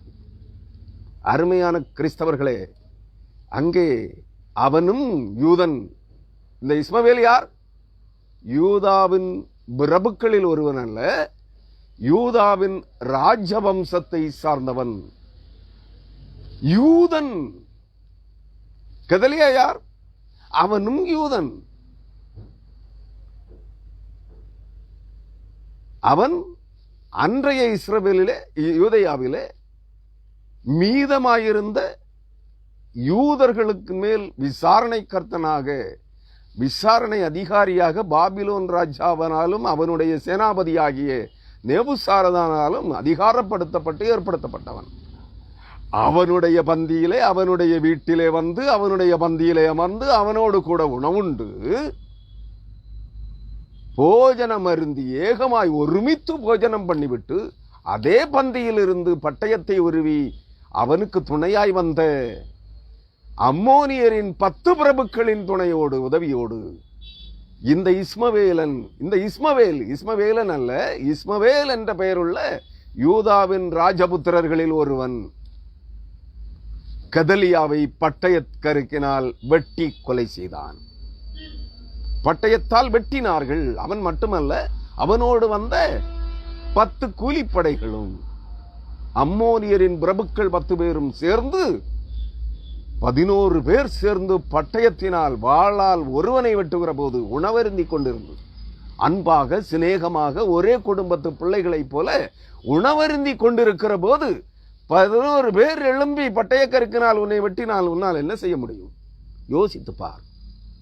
இதுதான் இன்றைய கிறிஸ்தவம். இதுதான் நீங்கள் பின்பற்றி ஓடிக்கொண்டிருக்கிற இன்றைய கிறிஸ்தவம். உங்களை நரகாக்கினிக்கு நேராக இழுத்துக் கொண்டிருக்கிறார்கள் உங்கள் பிரசங்கிமார்களும், உங்கள் தீர்க்கதரிசிகளும், உங்கள் அப்போஸ்தலர்களும், உங்கள் சக பக்தி வேடதாரி கிறிஸ்தவர்களும் என்பதை மறந்து போகாதிருங்கள். அருமையான கிறிஸ்தவர்களே, இன்று நீங்கள் கற்றுக்கொள்ளுகிற வேதவசன சத்தியங்களின் பாடம் இதுவே. எவர் ஒருவரையும் நம்பாதே, உன்னை கூட நீ நம்பாதே. ஏனெனில் உன் இருதயத்தின் எண்ணங்களே நினைவுகளும் உடனுக்குடன் மாறிக்கொண்டே இருக்கும். உன்னை நீ நம்பாதே. உன் சிந்தனைகளே, உன் நடத்தையே உன்னை படுகொலியிலே தள்ளும். உன் மனதின் எண்ணங்களுக்கு நீ இடம் கொடுக்காதே, அதை நம்பாதே. நீதிமொழிகளின் புஸ்தகத்தை படியுங்கள். அவனவன் மனதின் எண்ணங்கள் அவனவனுக்கு நன்மையாக தோன்றும், ஆனால் முடிவிலே அது பாதாளத்திலே இறங்கும். கர்த்தருடைய வார்த்தைகளுக்கு செவி கொடுங்கள். கர்த்தருடைய வார்த்தைகளை நம்புங்கள். கர்த்தர் என்னை கொன்று போட்டாலும் நான் அவர் மேல் நம்பிக்கையாயிருப்பேன் என்று சொல்லுகிறவனே நித்திய ராஜ்யத்தின் சுதந்திரவாளியாக, கிறிஸ்துவின் உரிமை பங்காளியாக, தேவனுடைய பிள்ளையாக மாற்றம் பெற முடியும் என்பதை மனதில் வைத்துக் கொள்ளுங்கள். உலகத்தையோ உலகத்தில் உள்ளவைகளையோ உன்னுடைய மனதின் எண்ணங்களையோ கூட நம்பாதே. வேதம் ஒரு இடத்திலே சொல்கிற, ஒரு இடமில்ல பல இடங்களிலே சொல்கிறது, உன் மடியிலே படுத்துக் கொள்ளுகிற, உனக்கு உன் இதயத்திற்கு ஏற்றவளும் உன் மனதிற்கு பிரியமானவைகளை, உன் கண்களுக்கு பிரியமானவைகளுக்கு கூட நீ உன் இதயத்தை திறக்காதே என்று சொல்லுகிறது. அருமையானவர்களே, மனதானால் கேளுங்கள். மிஸ்பாவிலே கெதலியாவினிடத்தில் இருந்த எல்லா யூதரையும் அங்கே காணப்பட்ட யுத்த மனுஷராகிய கல்தேயரையும் இஸ்மவேல் வெட்டி போட்டான். கெதலியாவை மட்டும் கொல்லவில்லை, அவன் என்ன செய்திருக்கிறான், அவனும் அவனோடு வந்த கூலிப்படைகளும், அம்மோனியரின் கூலிப்படைகளும் பிரபுக்களும் இணைந்து மிஸ்பாவிலே கெதலியாவினிடத்தில் இருந்த எல்லா யூதரையும் ஒருவரையும் மீதமைக்கவில்லை. அம்மோனியரின் ராஜாவாகிய பாலிசனுடைய நோக்கமும் எண்ணமும் சிந்தனையும் ஆலோசனையும் என்னவாக இருந்தது? யூதர்கள் ஒட்டுமொத்தமாக அழிக்கப்பட வேண்டும். யூதேயா என்ற ஒரு தேசமோ, யூதர்கள் என்ற ஒரு மக்கள் இனமோ அந்த பூமியிலே இருக்கக்கூடாது என்று எண்ணியிருக்கிறான். அதற்கு துணை போனவன் யார்? யூத ராஜவம்சத்தில் பிறந்தவனாகி இந்த இஸ்மவேல். இன்றைய கிறிஸ்தவம் என்ன செய்கிறது? உனக்கு கூலி, ஐஸ்வர்யம், ஆசீர்வாதம் எங்கிருந்து கொண்டாலும் வாங்கிக்கோ, ஆனால் அதை எதிர்க்கிறவன் இருக்கக்கூடாது என்று நினைக்கிற கிறிஸ்தவம் என்று ஏற்றுக்கொள்கிறீர்களா? ஏற்றுக்கொள்ள மனம் இருக்கிறதா? நன்றாக புரிந்து கொள்ளுங்கள். இஸ்மவேல் வெட்டி போட்டான். அவன் கெதலியாவை கொன்ற பின்பு அதை ஒருவரும் இன்னும் அறியாதிருக்கையில் வஞ்சகத்தை பாருங்கள். அங்கே முதலாவது என்ன செய்திருக்கிறான்? யூதரையும் அங்கே காணப்பட்ட யுத்த மனுஷராகிய கல்தேயரையும், பாபிலோனின் ராஜாவாகிய நேபுகாத்நேச்சாரின் சேனைகளில் ஒரு பிரிவு இங்கே கெதலியாவினிடத்தில் யுத்த மனுஷர்களாய் படைப்பிரிவு ஒன்று இருக்கிறது. எதற்காக? யூதேயாவிலே கலவரங்களோ குழப்பங்களோ நேரிட்டு விடாதபடி அதை அடக்குவதற்கு ஒரு படைப்பிரிவை நேபுகாத்நேச்சார் யூதேயாவிலே கெதலியாவின் வசத்திலே விட்டு சென்றிருக்கிறான். அந்த படைப்பிரிவை சார்ந்த யுத்த இராணுவத்தாரையும் இஸ்மவேலும் அவனோடு இருந்த அம்மோனியரின் பிரபுக்களும் அம்மோனிய கூலிப்படைகளும் வெட்டி சங்காரம் செய்திருக்கிறார்கள். எவ்வளவு துணிச்சல் பாருங்கள். இங்கே அவன் 4ஆம் வசனம், அவன் கெதலியாவை கொன்ற பின்பு மறுநாளிலே அதை ஒருவரும் இன்னும் அறியாதிருக்கையில் ரகசியமாக செய்து விட்டார்கள். வெளியிலே எவருக்கும் தெரியாது இருக்கையில் இந்த செய்தியை சொன்னானே, இந்த ரகசியத்தை கெதலியாவுக்கு முன்னறிவித்தானே யோகனான், அவனுக்கும் தெரியாமல் கொன்று விட்டார்கள்.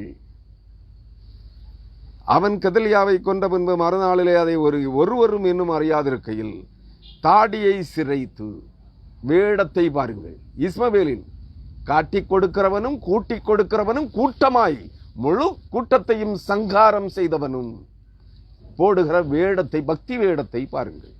மற்றவர்களை நம்ப வைக்கிற வேடம். இதுதான் கிறிஸ்தவ பக்தி வேடம்.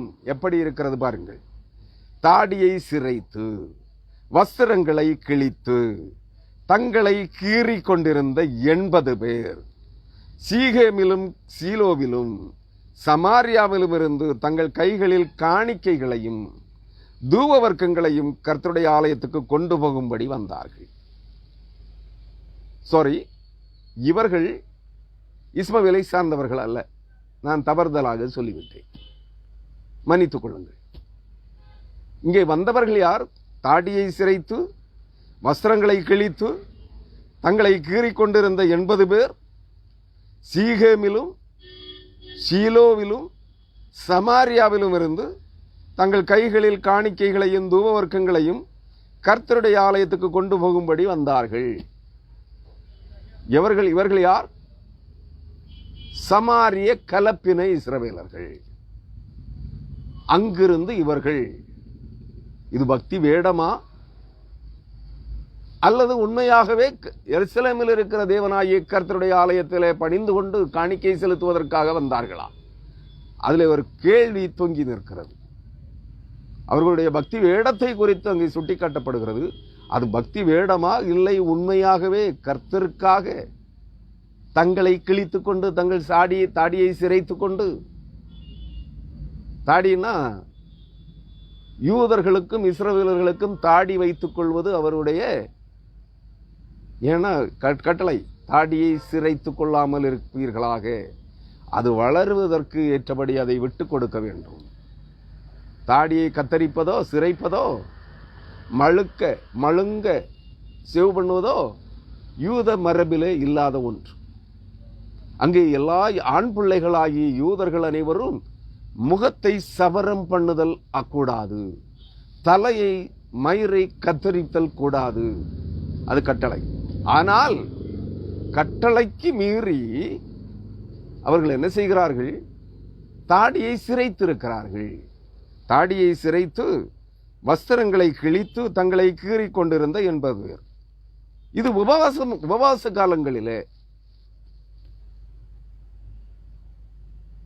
உபவாசம் இருக்கிற காலங்களிலே இதை செய்வார்கள். வஸ்திரங்களை கிழித்துக் கொள்வார்கள், தங்கள் இருதயங்களை கிழிப்பதற்கு அடையாளமாய் வஸ்திரங்களை மேலாடைகளை கிழித்துக் கொள்வார்கள், சரீரங்களை கீறிக் கொள்வார்கள்.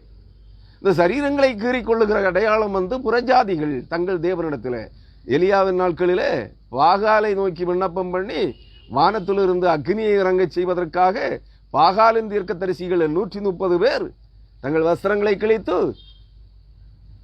தங்கள் சரீரங்களை கீறி அங்கே அவனிடத்தில் கூப்பாடு போட்டுக் கொண்டிருந்தார்கள், மந்திரம் ஓதிக் கொண்டிருந்தார்கள். அதுபோல இந்த இஸ்ரவேலர்கள் ஒரு காரியம் செய்கிறார்கள். தாடியை சிரைத்து வஸ்திரங்களை கிழித்து சரீரங்களை கீறிக் கொண்டு எருசலேமில் இருந்த தேவனை ஆராதிப்பதற்காக காணிக்கை செலுத்துவதற்காக வந்து கொண்டிருக்கிறார்கள். அவர்களை இன்றைய கிறிஸ்தவர்களுடைய பக்தி வேடம், உபவாச ஜபங்கள், கட்டவிழ்ப்பு ஜபங்கள், கட்டுகிற ஜபங்கள், பிசாசு துரத்துகிற ஜபங்கள், வியாதிகளை குணப்படுத்துகிற ஜபங்கள், திறப்பின் வாசல் ஜபங்கள், இவைகளுக்கெல்லாம் பக்தி வேடமிட்டு ஒரு கூட்டம் கிறிஸ்தவர்கள் ஓடுகிறார்களே, இவை போன்றவர்கள் இவர்கள் என்பதிலே சந்தேகமில்லை. இது பக்தி வேடம். அப்பொழுது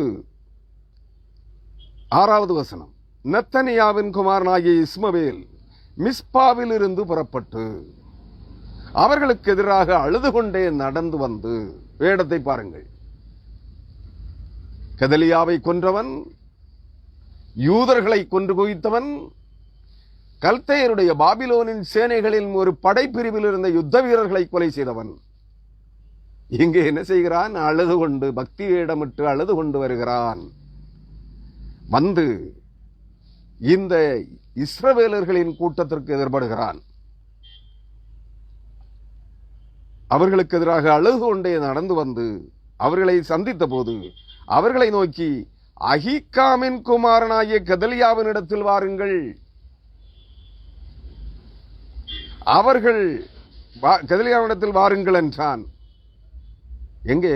கெதலியாவை இவன் கொலை செய்தாயிற்று, அவனோடு இருந்த யூதர்கள் அனைவரையும் ஒருவரையும் தப்ப விடாமல் கொன்றாயிற்று,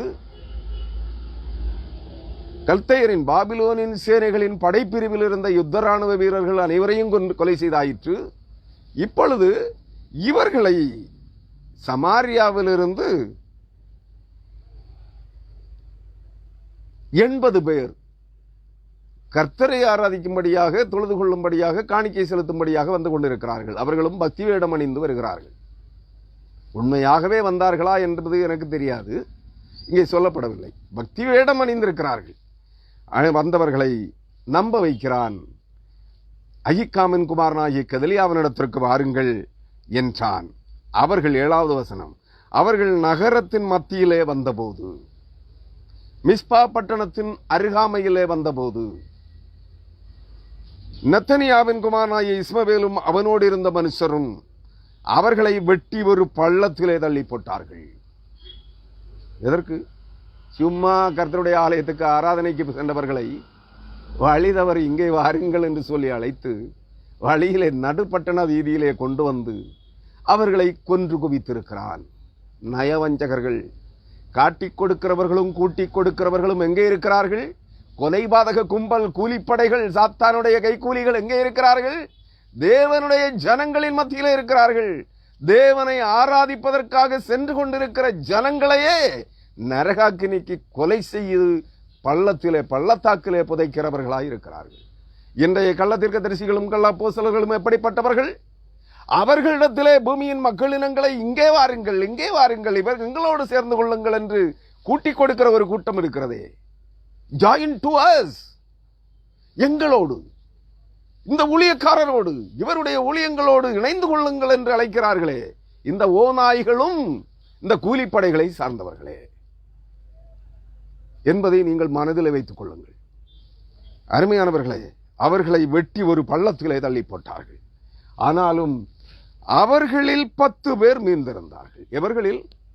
சமாரியாவில் இருந்து, கலப்பின இஸ்ரவேலர்களின் மத்தியில் இருந்து கர்த்தருடைய ஆலயத்திற்கு பக்தி வேடமிட்டு தங்கள் சரீரங்களை கீறிக்கொண்டு, தாடியை சிரைத்துக் கொண்டு, வஸ்திரங்களை கிழித்துக் கொண்டு, பைத்தியக்காரர்களைப் போல் காணிக்கை செலுத்த அழுது புலம்பிக் கொண்டு வந்தார்களே, அவர்களில் 10 பேர் மீந்திருந்தார்கள். அந்த 80 பேர்களில் 70 பேர்கள் கெதலியாவினால், இஸ்மவேலினால் சங்காரம் செய்யப்பட்டார்கள். அம்மோனிய கூலிப்படைகளால், அம்மோனிய ராஜாவாகிய பாலீசின் கூலிப்படைகளால், கூலிப்படை தலைவனாகிய காட்டிக் கொடுக்கிறவனும் கூட்டிக் கொடுக்கிறவனும் கொலைபாதகனுமாகிய இஸ்மவேலின் தலைமையில் வந்த கூலிப்படையினர் கொண்டு போட்டார்கள் 70 பேர்களை. 80 பேர்களில் 10 பேர் மீந்திருக்கிறார்கள். இன்றைய கிறிஸ்தவர்களே, இந்த கள்ள தீர்க்கதரிசிகளும் கள்ள அப்போஸ்தலர்களும் கள்ள போதகர்களும் கள்ள ஊழியக்காரர்களும் அவர்களுடைய கைக்கூலிகளாகிய ஏஜென்ட்டுகளும் உங்களை போன்ற உண்மையும் உத்தமமான கிறிஸ்தவர்களை, பக்தி வேடம் தரிக்கிற கிறிஸ்தவர்களை அவர்கள் நரகாக்கினி கடலுக்கு இரையாக்குவார்கள். மறந்து போகாதீர்கள்.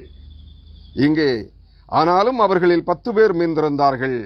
அவர்கள் இஸ்மவேலை பார்த்து, எங்களை கொலை செய்ய வேண்டாம், கோதுமையும் வார்கோதுமையும் எண்ணெயும் தேனும் உள்ள புதையல்கள் எங்களுக்கு நிலத்தின் கீழே இருக்கிறது என்றார்கள். அப்பொழுது அவர்களை அவர்கள் சகோதரரோடும் கூட கொலை செய்யாமல் விட்டு வைத்தார்கள். இங்க என்ன செய்யறாங்க? இவங்க கைக்கூலி கொடுக்கிறார்கள். 10 பேர் மீந்தவர்கள் கர்த்தருக்காக நிற்கவில்லை. இஸ்ரவேலின் சேனைகளின் தேவனாகிய கர்த்தரை தொழுது கொள்ளும்படியாக வந்தவர்கள் பக்தி வேடதாரிகள் என்பதை நீங்கள் இதிலே புரிந்து கொள்ளுங்கள். இஸ்மவேலும் அவனோடு இருந்த அம்மோனிய கூலிப்படைகளும் அவர்களோடு இருந்த 70 பேரை கொன்ற பிற்பாடும் இவர்கள் மனம் திரும்பவில்லை. இவர்கள் தாங்கள் உயிர் பிழைப்பதற்காக ஒரு காரியம் செய்கிறார்கள். நாங்கள் செத்தாலும் தேவனுக்காக சாவோம் என்று சொல்லவில்லை. இஸ்ரவேலின் சேனைகளின் தேவனாகிய கர்த்தருக்காக சாவதற்கும் தயார் என்று சொல்லவில்லை. ஆனால் தாங்கள் உயிர் பிழைப்பதற்காக தங்களுக்கு இருந்த பொக்கிஷங்களில் சிலவற்றை உங்களுக்கு தருகிறோம் என்று சொல்லி ஆசை நயமான வார்த்தைகளை பேசுகிறார்கள். என்ன, நாங்கள் இங்கிருந்து சிதறடிக்கப்பட்டு சிறை கைதிகளாய் கொண்டு போகப்பட்ட யூதர்கள் சேர்த்து வைத்திருந்த புதையல்கள் என்ன இருக்கு? கோதுமையும் வார்கோதுமையும் எண்ணெயும் தேனும் உள்ள புதையல்கள் எங்களுக்கு நிலத்தின் கீழே இருக்கிறது என்றார்கள். அதற்கு அர்த்தம் என்ன? இவைகளை உங்களுக்கு தருகிறோம், எங்களை உயிரோடு விட்டுவிடுங்கள், கொன்று விடாதீர்கள் என்று அவர்களோடு பேரங்கூலி பொருத்திக் கொள்ளுகிறார்கள். கைக்கூலி, லஞ்சம் கொடுக்கிறார்கள் சாவு நேரத்திலும். இன்றைய கிறிஸ்தவம் அப்படித்தானே இருக்கிறது. காணிக்கை கொடுக்கிறார்களே, கர்த்தருக்கு காணிக்கை செலுத்த வந்தவர்கள் இஸ்மவேலுக்கு காணிக்கை கைக்கூலி கொடுக்கிறார்கள்.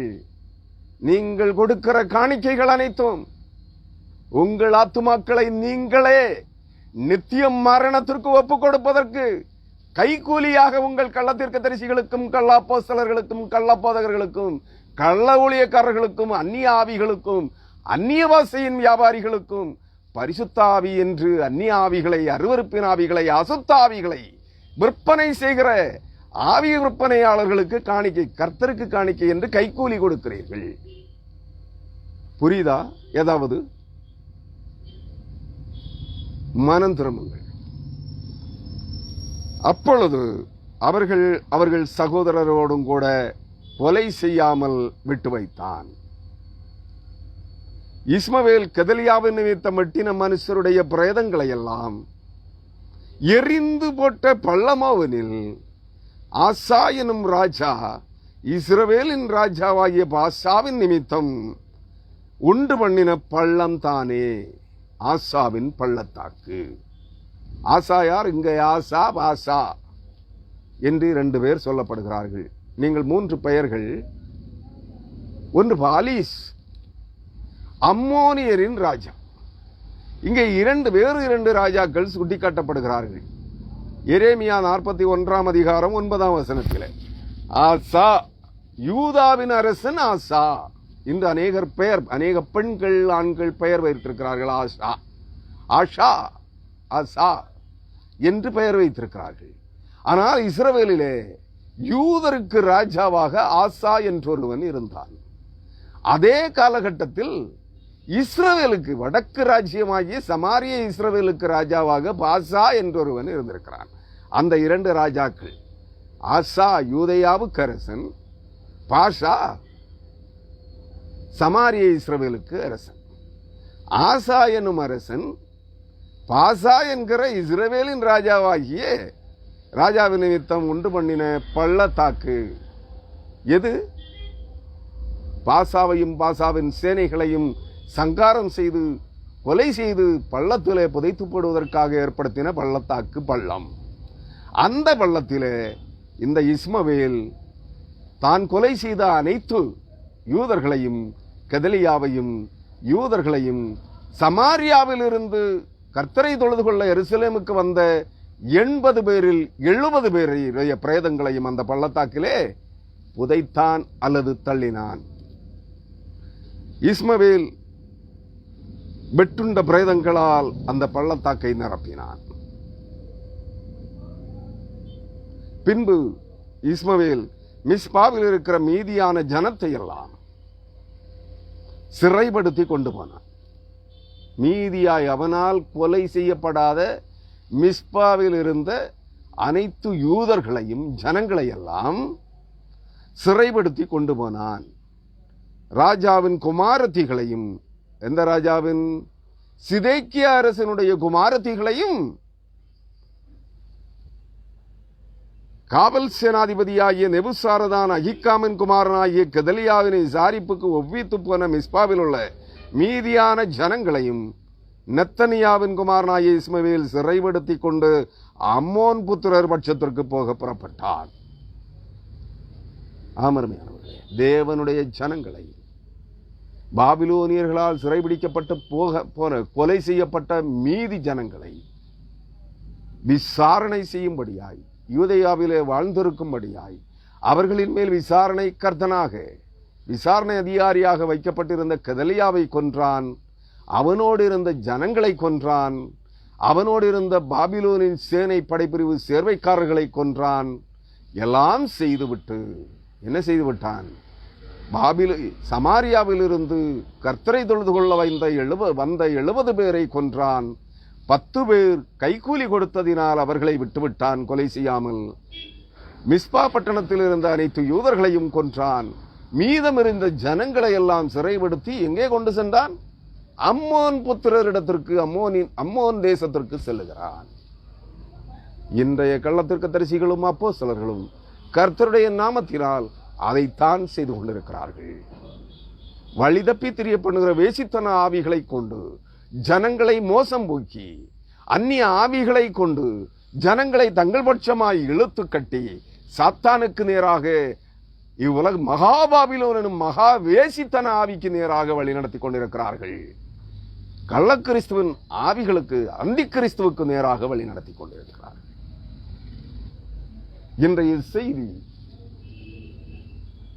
இவைகளோடு நிறைவுக்கு கொண்டு வருகிறேன். இந்த வசனத்தோடு எரேமியா 49 அதிகாரம் 10 வசனத்தோடு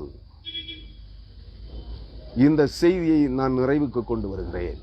அருமையானவர்களே, மீதம் இருக்கிற 11 முதல் 18 வரையான வசனங்களை நாளைய தினத்தில் 180வது செய்தியாக நாம் தியானிக்க இருக்கிறோம். இன்று இந்த வசனங்களோடு 10வது வசனத்தோடு இந்த செய்தியை நிறைவுக்கு கொண்டு வருகிறேன். இன்றைய செய்தி உங்களுக்கு போதுமானது என்று நம்புகிறேன். அருமையானவர்களே, ஆவிக்குரிய வாழ்க்கை நீங்களும் நானும் எதிர்பார்க்கிற வாழ்க்கை போன்றதல்ல. கர்த்தருடைய ஆலோசனைகள் நம்முடைய கற்பனைகளுக்கு எட்டாதவைகள். கர்த்தர் நம்மோடு தம்முடைய வார்த்தைகளின் மூலமாக பேசியிருக்கிறார் என்பது உண்மையானால் இந்த வார்த்தைகளுக்கு செவி கொடுங்கள். இன்றைய உடன் கிறிஸ்தவர்களுடைய மாய்மாலங்களுக்கும் புரட்டு உபதேசங்களுக்கும் நய வஞ்சகங்களுக்கும் நய வசனிப்புகளுக்கும் புரட்டு உபதேசங்களுக்கும் இவர்கள் உங்களுக்கு இலவசமாய் தருகிற வியாதி குணமாக்குதலுக்கும் நோய் இலவசமாய் தரவில்லை, உங்களிடத்தில் காணிக்கை வாங்குகிறார்கள். இவர்கள் தருகிற அந்நிய ஆவிகளையும் நம்பி இவர்கள் பின்னாலே ஓடாதிருங்கள். நித்திய மரணத்தை விலை கொடுத்து காணிக்கை என்கிற விலை கொடுத்து வாங்குகிறீர்கள். நன்கொடை காணிக்கை, தசமபாக காணிக்கை, இலவசமாய் உதாரத்துவமாய் கொடுக்கிற காணிக்கை என்று சொல்லி காணிக்கைகளை விலைக்கிரயமாய் கொடுத்து மரணத்தை, நித்திய மரணத்தை விலை கொடுத்து வாங்குகிறீர்கள். இன்றைய கிறிஸ்தவ வேடதாரிகளிடமிருந்து, சாத்தானுடைய கூலிப்படைகளும் கைக்கூலிகளுமாயிருக்கிற அந்தி கிறிஸ்துவின் சேனைகளிடமிருந்து, கள்ள தீர்க்கதரிசிகளின் சேனைகளிடம் கூலிப்படைகளிடமிருந்து நித்திய மரணத்தை விலை கொடுத்து வாங்கி கொண்டிருக்கிறீர்கள். எச்சரிக்கையாக இருங்கள். உங்கள் ஆத்துமாக்களை குறித்த எச்சரிக்கை உணர்வு உங்களுக்கு உண்டாயிருக்க வேண்டும். இல்லை என்றால் கெதலியா எச்சரிக்கையின் ஆலோசனைகளுக்கு செவி கொடுக்க மறுத்தான். அந்த எச்சரிப்பின் வார்த்தைகளை சொன்ன யோகனானை நீ பொய் சொல்லுகிறாய் என்றான். இஸ்மவேலை, அம்மோனியனுடைய கூலிப்படை தலைவனாகிய யூதனும் ராஜவம்சத்து பிரதிநிதியுமாகிய இஸ்மவேலை நம்பினான். அவனால் கொலை செய்யப்பட்டான். அவனோடு இந்த யூதர்களும் அழிக்கப்பட்டார்கள். இந்த நிலைப்பாட்டிற்கு இன்றைய கிறிஸ்தவர்களாகிய நாம் வந்துவிடாதபடி எச்சரிக்கையாயிருப்போம். கர்த்தர் தாமே தம்முடைய வார்த்தைகளின்படி உங்களை நடத்துவாராக. அவருடைய ஆலோசனைகளுக்கும் கர்த்தருடைய வார்த்தைகளுக்கும் பிரமாணங்களுக்கும் செவி கொடுப்போம், கீழ்ப்படிவோம், கை கொள்ளுவோம், அவரை பின்பற்றுவோம். கர்த்தர் தாமே நம்மை தம்முடைய விருப்பப்படி, அவருடைய சித்தத்தின்படி நம்மை நடத்துவாராக. ஆமென். கர்த்தருடைய பரிசுத்த நாமத்திற்கு மகிமை உண்டாவதாக. ஹல்லேலூயா. ஸ்தோத்திரம்.